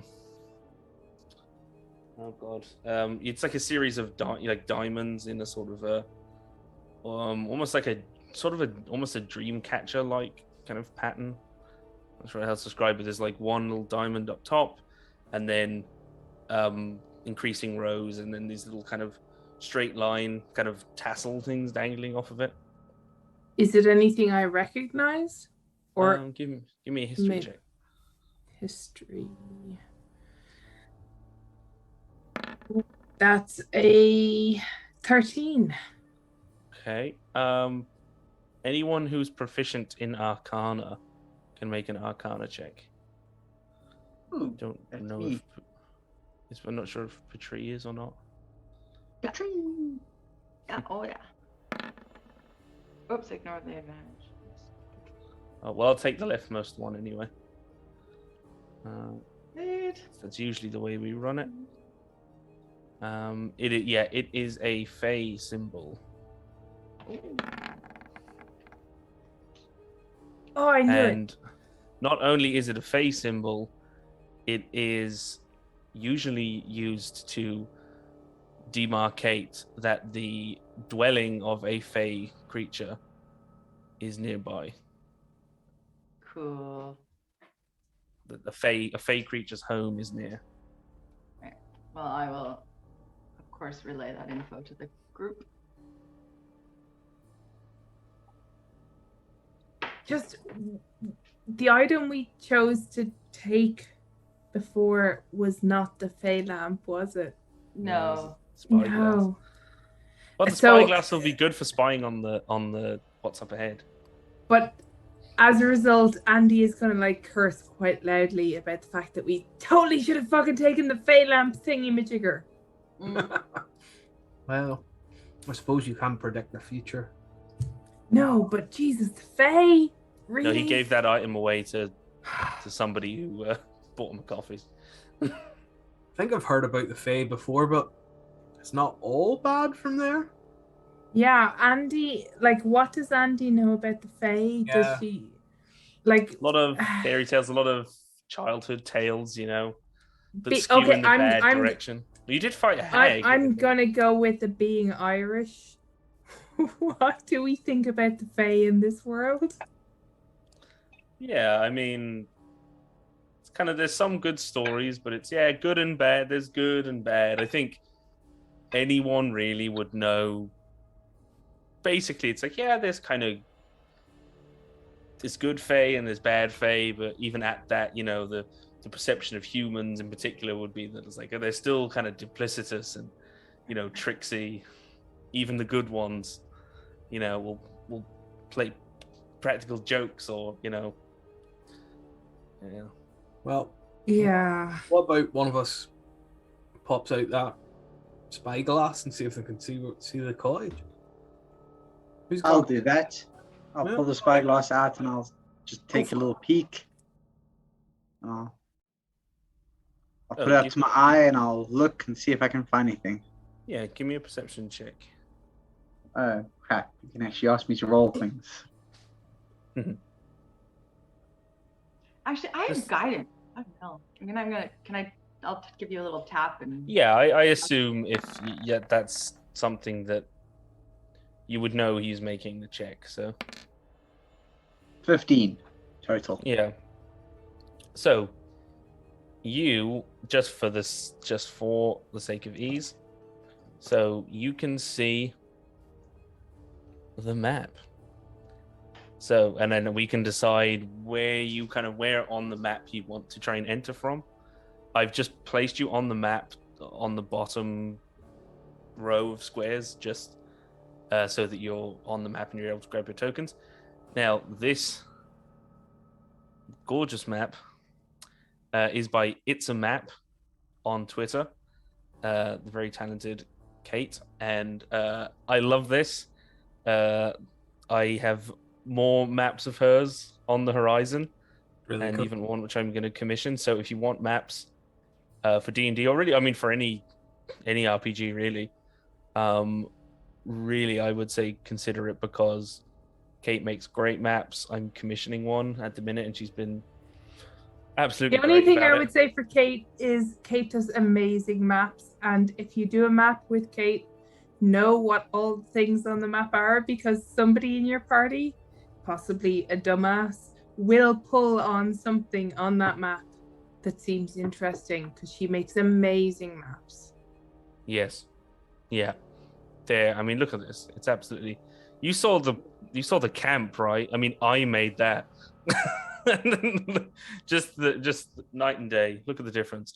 So, yeah, you can see that this is about 20 foot up from the water. These little, the kind of cliff edges. It should be blacked out in the center. Is just that is the outline of the cottage. It's just because on the map it's open. You can see the floor plan, so it's still just the one bit I hid. And you're at enough of a distance, and with the spyglass and being up at advantage once you're on either cliff, you'd be able to see. So you would be entering from the south, and you can see plainly anyway from your vantage point. You can see 4 patrolling bullywugs, here, sort of along the edge. They're just, at the moment, they're just kind of milling. They're not like actively. They're not on, strict guard duty and scanning. Some of them are just kind of lounging about, and they're just generally scanning. Every so often, they flick their tongue out at a fly. One of them scratching his belly. They're standing there with their spears. They don't look particularly regimented, Can we see them?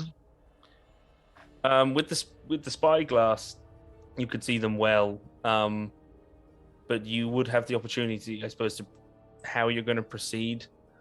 Obviously, you can try to sneak up on them. You can enter at any point, really, and obviously you can try and sneak or make your way for the tree line. Or I'm going to paint the party a word picture about what I see.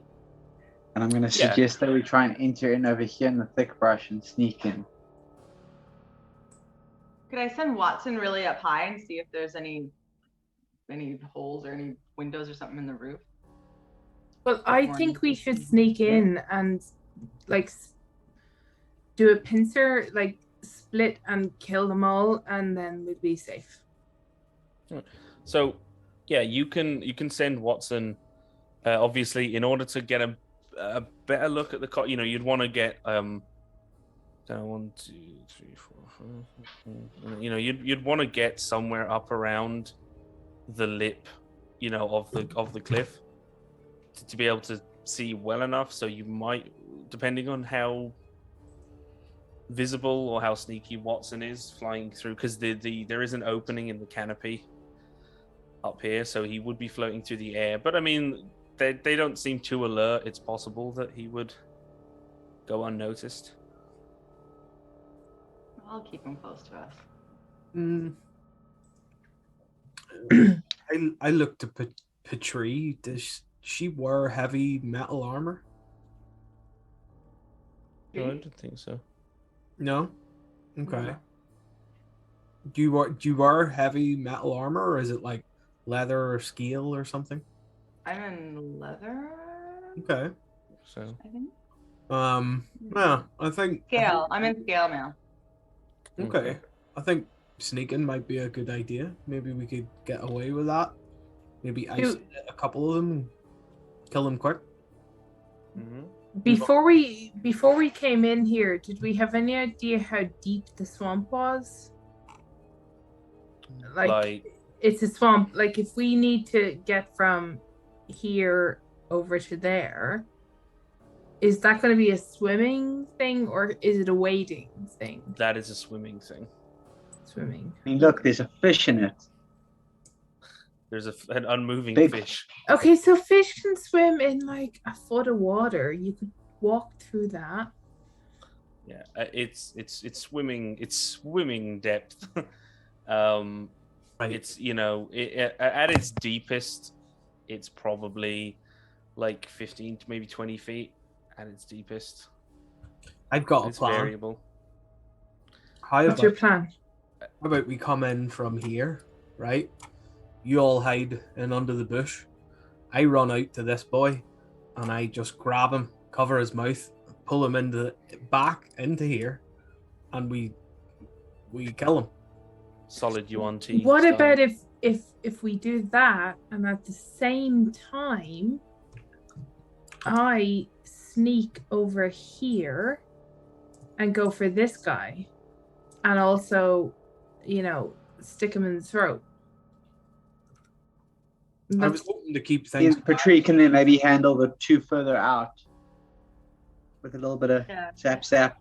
My idea was to just kill one of them, all of us at the same time, and then even if the other ones get alerted, it'll take them a minute to get over, and we'll kill them before they get to us. As That's cool. Doral finishes speaking, Shirley the dog just starts barking. So Bring the dog. somebody can try an animal handling to try and shut him up, but otherwise he's just. Should I cast invisibility on him? Where's- and I he's- think it's They're gonna shut him out. noise. Makes noise when he's invisible. Where's Animal? What's my animal? That's an aid for animal handling. just for me. everyone gathered around the dog, like shut up. Everyone freaking out in a circle around the dog is not going to help it. It was still a good idea to bring the wolfhound with us. I'm sorry, but it was. It was. He needed. He couldn't stay there. If he did, even though the dude was dead, somebody else would make him fight. We had to bring him with us. He had no chance, no choice. Even if he's a loud fucker who's gonna kill us all. Well, what happens? Yeah. Anyone else attempting to try and? No. My attempt to silence the dog involves something a little bit more extreme. Oh God. So And I'm Andy going to will say kick your ass for it. you're sort of I'll roll just for fun. you're sort of central. Pouches. Yeah. No. Okay. I won't, because it was just a roll for fun. So I was gonna. He won't bite your hand. It's not quite a nat one. Also, He you're goes- taking 8 hit yeah. points off me just for random. He goes to nip, but yeah, you are sort of central. So the dog is still barking, and this guy here in the center, and kind of points up his spear, and he gives this his throat expands. He gives a little ribbit to these guys, and is that all right, and so these Fuck. dudes Girl, go hide in the bushes and kick his ass. they kind of Fuck that! Fight them! And I sprint. gathered round, and they're like, where did you go? And he's like, go there, like pointing like go, and you can't understand. How far away are they but now? he's basically, you can basically hear them. It's universal, body gestures for fuck that, you go. I'm on break. They're like, good luck, chat. But then, so this guy, two of these guys start kind of moving towards you, and you're sprinting, Doral. Yeah. No, I want to catch these. I presume like Pouches is the one describing to us that they're having a fight. Two of them are now coming up. Yeah. Oh no. So how far away are they now? Whenever I hear two now are coming up, I'm like, we can get two of them on their own. Let's go. And I try and approach. You're about 100 100 feet away. Okay. You were about 100 feet. Yeah, away. and I'm just gonna be I look crouch down. Is anyone following? I'm gonna be like, shut the fucking dog up, and then I'm gonna dive into the bushes. Yeah. Anyone who's attempting to hide, give me a stealth check. All right. If I see the others all attempting to hide, I stop running and try and dive into a bush to my left or right or something. Mm-hmm. And Andy's oddly for a rogue not going to try to hide here. Okay. She's just going to pretty much be like, fine, we're going at them. Draw her bow and kind of run towards them. Okay. You mean while everyone else is hiding? The rogue is fucking off in a straight line towards them. Yeah, probably going like, ah! Maybe I'm just gonna say that we will take, because it don't really have a map for obviously off the map. We just assume that we're sort of in the woods, and if Andy is kind of out in the open. Well, where sweet. Where did we enter the map? You hadn't entered it yet. This was sort of the edge of the map, so we were coming in this corner, but they spotted us, so we're screwed. And the dog is just barking there next to Andy. Doral, I'm just gonna plop you there for a sec. You guys can sort of position yourself in one of those bushes as these guys were coming towards you. I'm just gonna use this little section just so we have a grid for. So, how much movement do I get before we start initiative? After the dog barks. Well, I mean, if you're standing on the ground, I mean, I was just going to say we roll initiative, and they were where we are. 1, 2, 3, 4, 5, 5, 10, 15, 20, 25. I need to. What am I counting?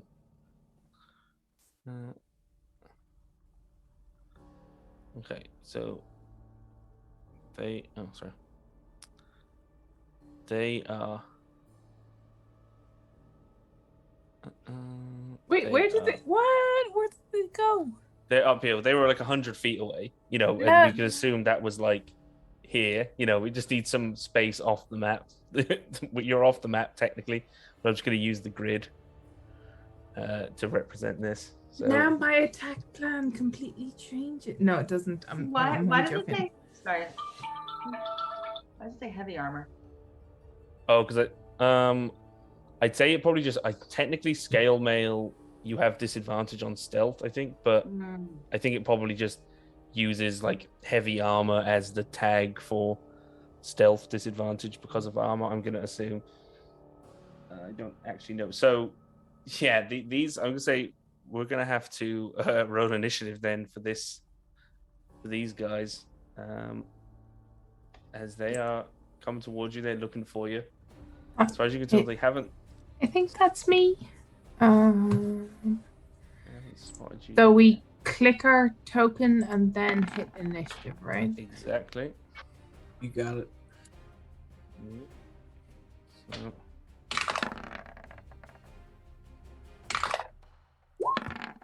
I just have to say, New Roll 20 is so pretty. Like, Yeah. Total Love aside, totally irrelevant. Ben, Dave has Yeah. this weird button. It's totally like irrelevant, but when you yes, click tell us about initiative, Dave's weird button. he has a button that you can just hit your token and then hit initiative. So maybe hit him up for that. Yeah, that'd be really handy. Why is it kept? Okay. Dave, who I know is in God the damn chat, it. take a note. God damn it! I thought the initiative order was not cleared from the last fucking thing. Hang on, I gotta see these. So, 19, 22, 7, 10. Just gotta delete the old ones. So, Wait, I've got a really good initiative. Do we have to re-roll? No, I think. What is that? Is that the master? Did somebody? Oh yeah, I got to roll 4. The dog. Well. So. Okay. Let me do this then. Okay, and then these two dudes are actually at the bottom. Damn it, I'm too zoomed out. So first up, yeah, it actually is Andy. These dudes are actually going last. Oh no, sorry, one guy's going before Patry. So Andy, these two dudes they look like they haven't spotted any of you just yet, but they're bearing down on you. So they know we're here. Well, they can, but they don't know where we are exactly. Well, I mean, they're coming. Here. They're coming towards. Yeah, they're coming towards you. Presumably, they'll see you and the dog and Doral. Eventually. Okay, so I'm gonna go 5, 10, 15, 20, 25, 30, and then do I have? I think I have a line of sight on that guy. On which guy? This guy here. Oh wait, hang on. No, hang on. Actually, let me do. Sorry, this is my bad.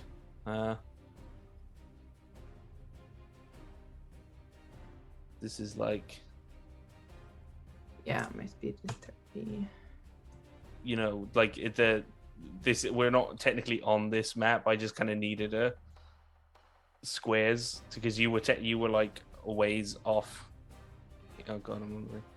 You were technically not on the map yet, and the dog started barking, so they started running. Oh, okay, hang on. Oh, should I move back? So this is just like, you know. No, hang on. I was a grid. I was basically there. Yeah, I think so. Are the guys where they're supposed to be? Yeah, well, they were 100 feet away from where you were. So... What about these guys over here? They are like essentially. I suppose I should move. They're to the north of these guys. They're like, you know, they're above. Oh god, I'm on the wrong fucking tool. They're above these guys. I should have just opened a blank page. Yeah, not the guys to the north of us. The guys to the west of us, or well, they're you know what? I'm just gonna west of us. Yeah. Hang on. I might just have to make like a nondescript, just a blank, a blank or something, because I think it's getting a bit confusing. I wasn't expecting to have combat off the map, so. We should have made the dog bark. Yeah, true. But I love chaos. I love poking the DM and seeing if they'll actually kill my character.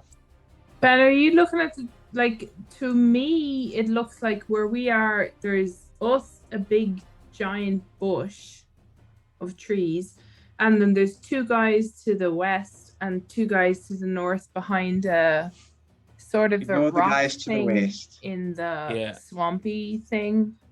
Yeah, I'm just gonna. So Ben is using this as just like a map with a grid because he hasn't got a map that extends that far down. So ignore the guys to the west. They're further to the north of the two that are by the rock. Oh, I can't attack them. Oh, that's Hang on. bad. I was hoping to attack those guys. This is No, very, they're like 100 feet away and they heard a dog bark. That's why we're all like, Andy, why the hell are you running off and charging? Yeah. Okay. Here we are in the nondescript grid space. Okay. That's my bad. So, is there anyone within? If I move 30 foot, is there anyone I can attack? I don't think there is. Well, with your bow, what's the range on your bow? 120. Yeah, Not at a normal attack. Yeah, but that's disadvantage. Screw that. If you move 30 feet, you'll be 70 foot away from them. So there's only 2 guys in our reference. Okay, cool. But the other guys are about another 30 feet beyond them. Did the map intentionally change to white? Yeah, I'm just on white now. Yeah. Just a. Okay, so. This is the danger room in X-Men. This is just zone. Theater of the mind. Yeah, which probably 10, 15, 20, 25, 30. So I've managed to move that far forward, and then I am. Oh, it keeps grabbing the name. Hang on 1 second. Oh, good. Okay, so I'm going to fire an arrow at them eeny, meeny, miny, mo. Purple dude here. I'm gonna fire an arrow at this dude. Go for it. Let me check my inventory. That's gonna be an arrow from my crossbow. Okay, there we go. Crossbow. 13 to hit. 13 to hit is enough. It's spot on. Ooh, okay. So that does 10 damage piercing. Oh, nice. So so this this bolt thuds through, goes directly through his pretty, not a lot of protection on this hide armor, and it just punctures right through into one of his ribs. You hear like a release of some sort of gas. He strikes some bladder inside him, and he lets out this this agonized ribbit, and almost falls to his knees, but stops him directly in his tracks, and he coughs a bunch of dark green blood. Okay, and as a bonus action, can I use dash? Yeah. Yeah, so can you ping on the map? Is there anywhere with a bit of cover between between me and the two dudes? I'm just gonna do some more. Because I when I move 30 foot forward, I can't be that far from the shoreline, so there has to be a point where I'll be in water, or just gonna add a bunch of kind of little. We can assume these are bits of trees and shrubbery. Oh no, they've come into the woods where we were. The shore is over here north of the map. Wait. Oh, okay. So we're still in the woods. The shore is north of us. Yeah. Yeah. The shore is beyond the 2 bullywugs. Yeah. Okay, hang on 1 second.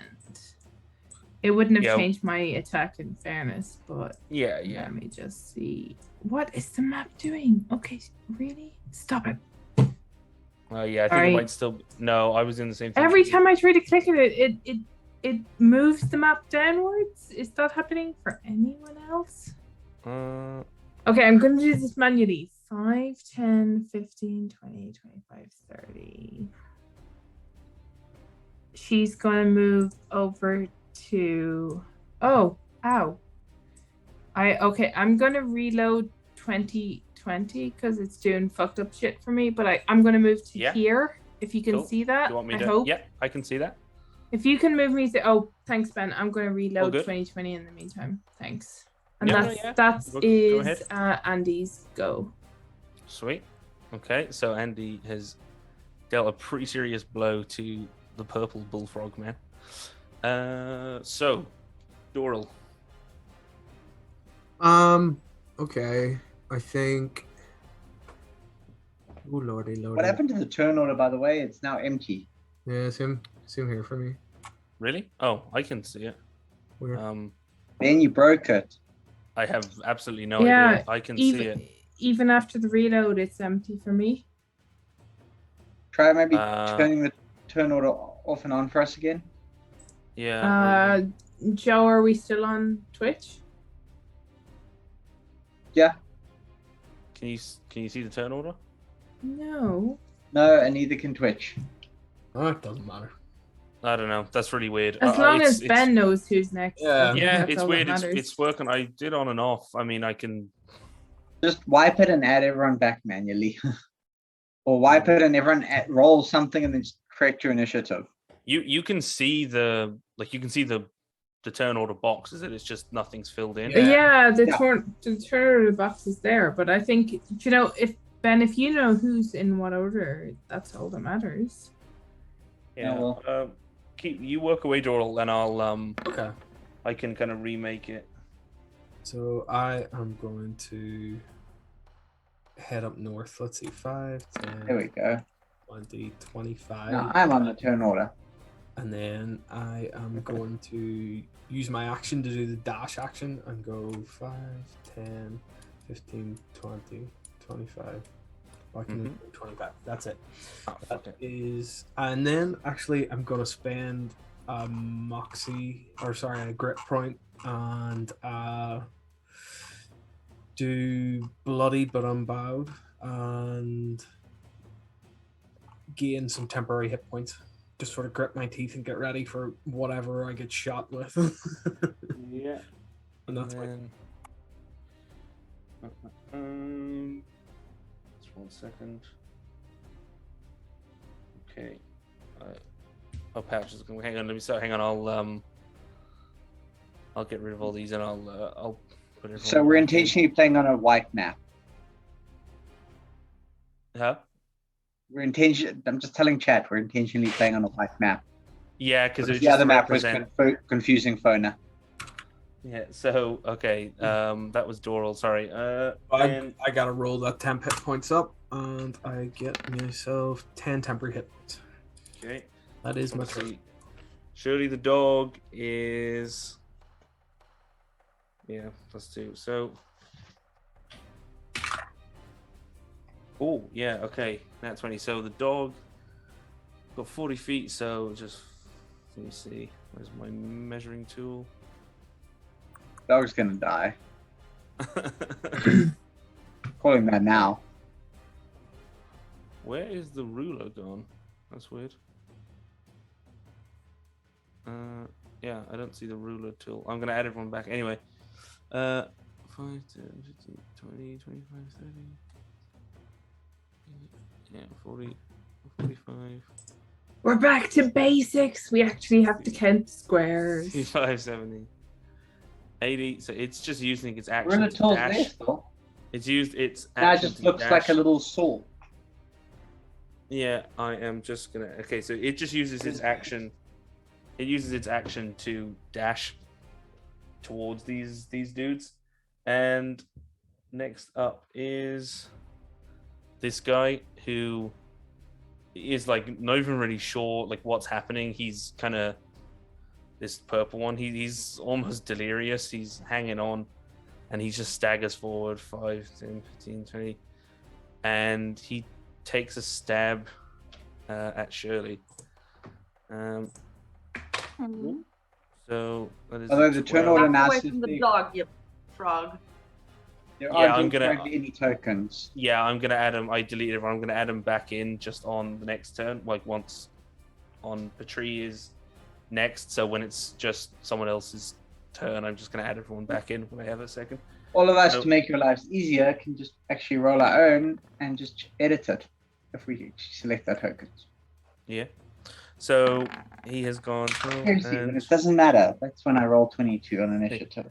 So it misses one, and it does get its spear in, which is... Hi, doggo. Oh, but thank fuck. Okay, it rolled a 1. So it does... actually, hang on. Do these guys... Let me see. Are these... Yeah, it's two-handed. So, yeah. So 1 + 1. So it has hit for 2 damage. So it jabs in and it just catches the dog like a gash across the neck with this flint spear.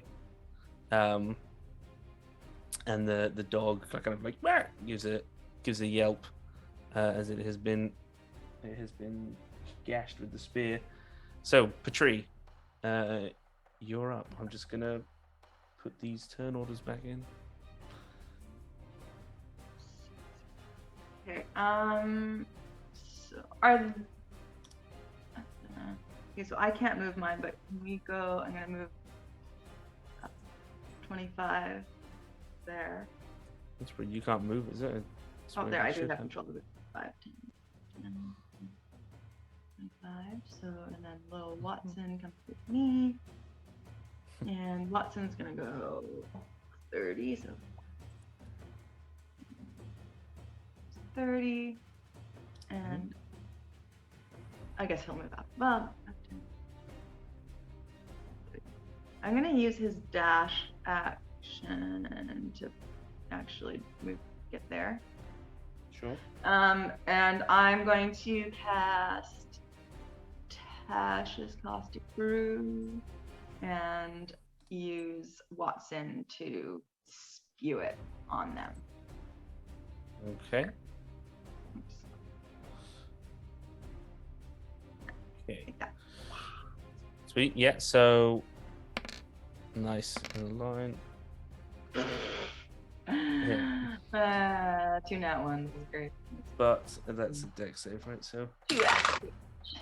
Take that, you green slime balls. So it does twice as much damage as it needs to kill the purple guy, and it just in full force. Watson like tips himself forward, and a spewing line of acid. It's like point blank acid in the face. It's like when it finishes washing out, and it's dribbling. The guy in the back has taken, a couple points of acid damage. It mostly just like splashed on him, like off the other dude. And then like it subsides and you look and then there's just like a little frog skeleton, a frog skull, a toad skull with like bits of flesh dripping off. Yeah. And its jawbone just melts at the hinge and like falls off. And this guy collapses. He just took like the full brunt of the acid damage into his face. And the other one looks like very afraid. So we are wing, wing, bang. So that's Patri. Pouches. Oh, hang on. Where did did it? Sorry, it deleted that guy's turn. He should be. Oh no, that's right. He's up after Pouches.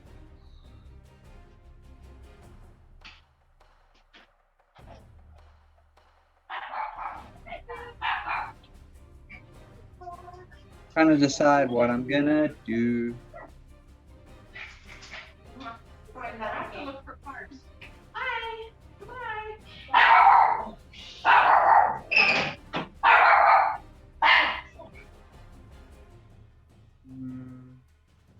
Happy time.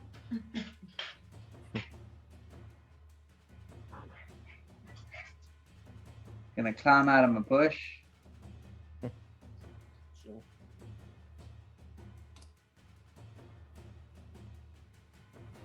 Get over next to a tree. 70 feet. Don't have anything there. And I am gonna hold Ray of Frost until he moves. Until he gets within range, which is 60 feet. So he's just he's Once 10 feet out. Yeah, As soon sweet. as he moves to 10. And it is his turn. Sorry, you should be up there. Moving around. Yeah, so It's his turn, and he seeing this. Yeah,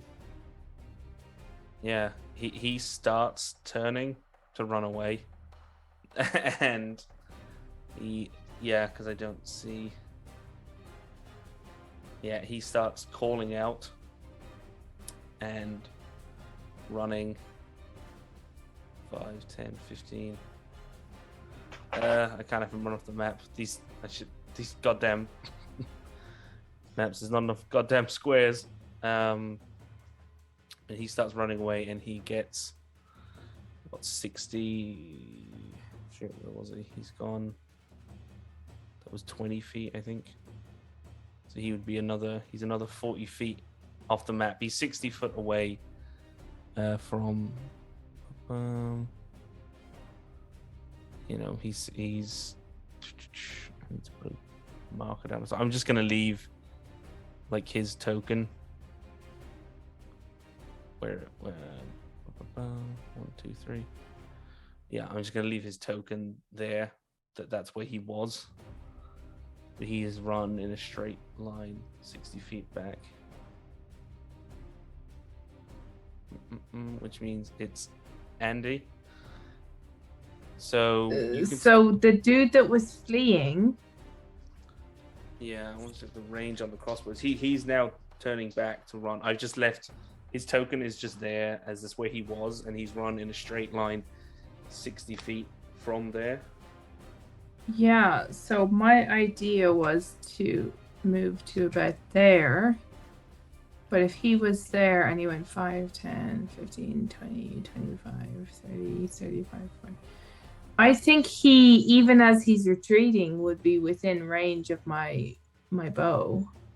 Yeah, it's the basic range of the light crossbows, 80 feet. I don't think Andy has a light crossbow. I thought it was a light bow. Or short bow, sorry. You have crap. She has a short bow and a crossbow, I think. Ignore that. She has a crossbow, which is 8320, so she can hit him at disadvantage even as he's running away. So... Yeah, but as I say, if you can get another, if you can get, as you say, up, if you move again like 30 feet closer, then.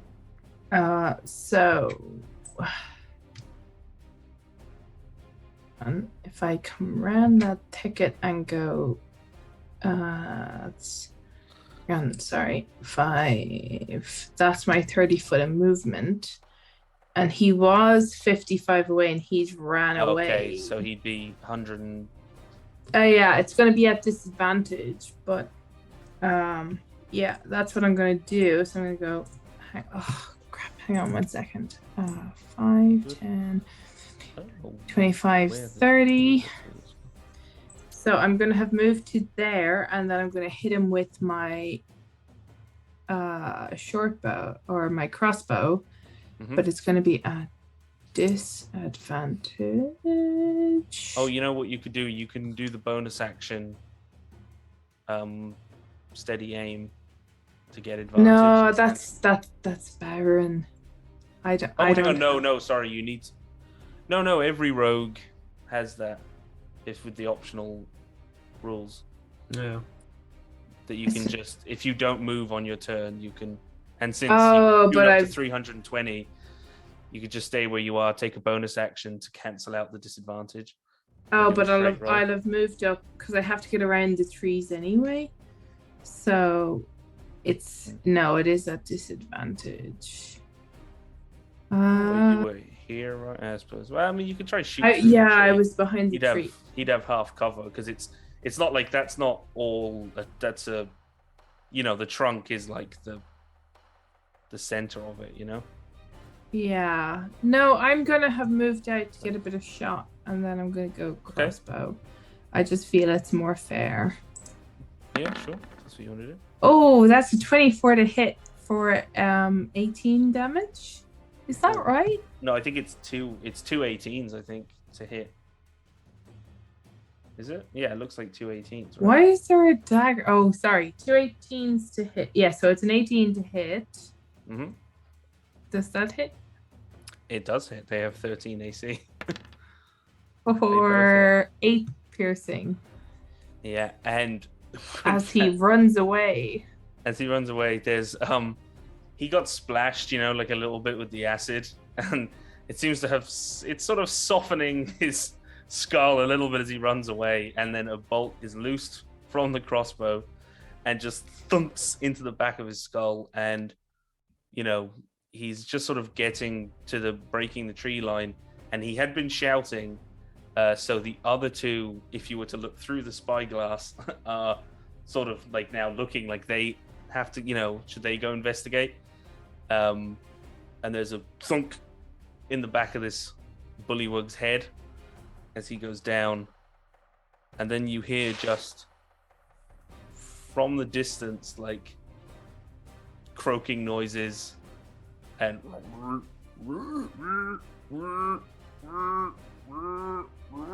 almost like an alarm croak. And that's Andy's turn. She's Well, going to stay where she is. I think that's And, us. Yeah. I think that is us out of initiative. But hang on now. Where is my music? For now. For now. And sorry guys, I'm just looking for this track. God, where did I put it? Oh, there it is. So I'm just gonna move it back to just back to here, just so we can see the overall layout, and we can lay ourselves out where we'd like to go in a minute. But these two guys, you can see them, and I'll delete that in a second. Yeah, these two guys have moved off and out of view. They have moved, they have moved down here. And where is this goddamn thing? Yeah, so they have started to move this way. And you said you heard them sort of sounding some sort of riveting alarm, and a couple of you hear some buzzing flies. The dog had been barking, and he kind of like stops, and he's whimpering now. He's been injured and he's bleeding, and as this sonorous croak siren rings out in the heavy, damp swamp air, some birds take off from the canopy, almost as if in anticipation of what's to come. And I think that's probably a good place to end it before we get stuck into the mud anymore. And also because, not absolutely sure, they may still need another session between, but I think we next session on the 27th are going to be joined by our 5th cloak, by our new party member, and so probably best as well to stop it short before we get into anything else, because we may have somebody taking their first steps on stage, not next week, but next session. So thanks very much everyone at home for tuning in, and please do subscribe if you haven't already. It really helps us out. Chat seems to really want to know who it is, Ben. I vote we chat seems to really want to know who it is. I vote we don't tell them though. I think Keep it a mystery. Yeah, I think so. I think keep it a mystery. We will meet them. We will meet them hopefully next session. We'll preserve as much of the mystery as we can. But also, if you've been enjoying the shows, our merch store is also up. I'm pretty sure that's in the chat, right? I think has that been scrolling? So there is merch from all the different streams, including actually some really nice art by DM Richard, who DB Gibson says, "Carl, you die in GaryCon," and let's be honest, you ran the last session. I managed to kill myself in that game for you. You don't even need to do it. Yeah, and actually, yeah, that's the other thing.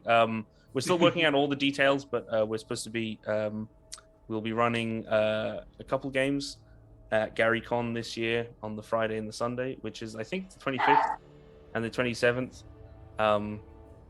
But somebody can correct me if I'm wrong. But we're still working out all the details. Games yes, / maybe panels / yeah, we may do a panel on the Sunday in the second slot. But we'll see. We're figuring it out. But we will be streaming something. You can catch us online at GaryCon. But yeah, I think anything else? Again, 15th of March, Bergen's Book of Beasts Kickstarter will be launching. So make sure you follow that. If you haven't already, you can sign up to be notified on launch, which again helps to boost the Kickstarter, which means more followers, more stretch goals, and more stuff for all of you. So yeah. And it makes Ben cry more because he has to edit it all. It does. So, if you wanna hurt me, back the Kickstarter. So we should get a good surge of backers now.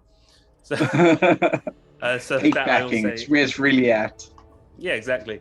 So that's good night from me, or good afternoon, or good morning, wherever you are out there in the world, and we'll see you next time. Cheers, everyone. Bye, folks.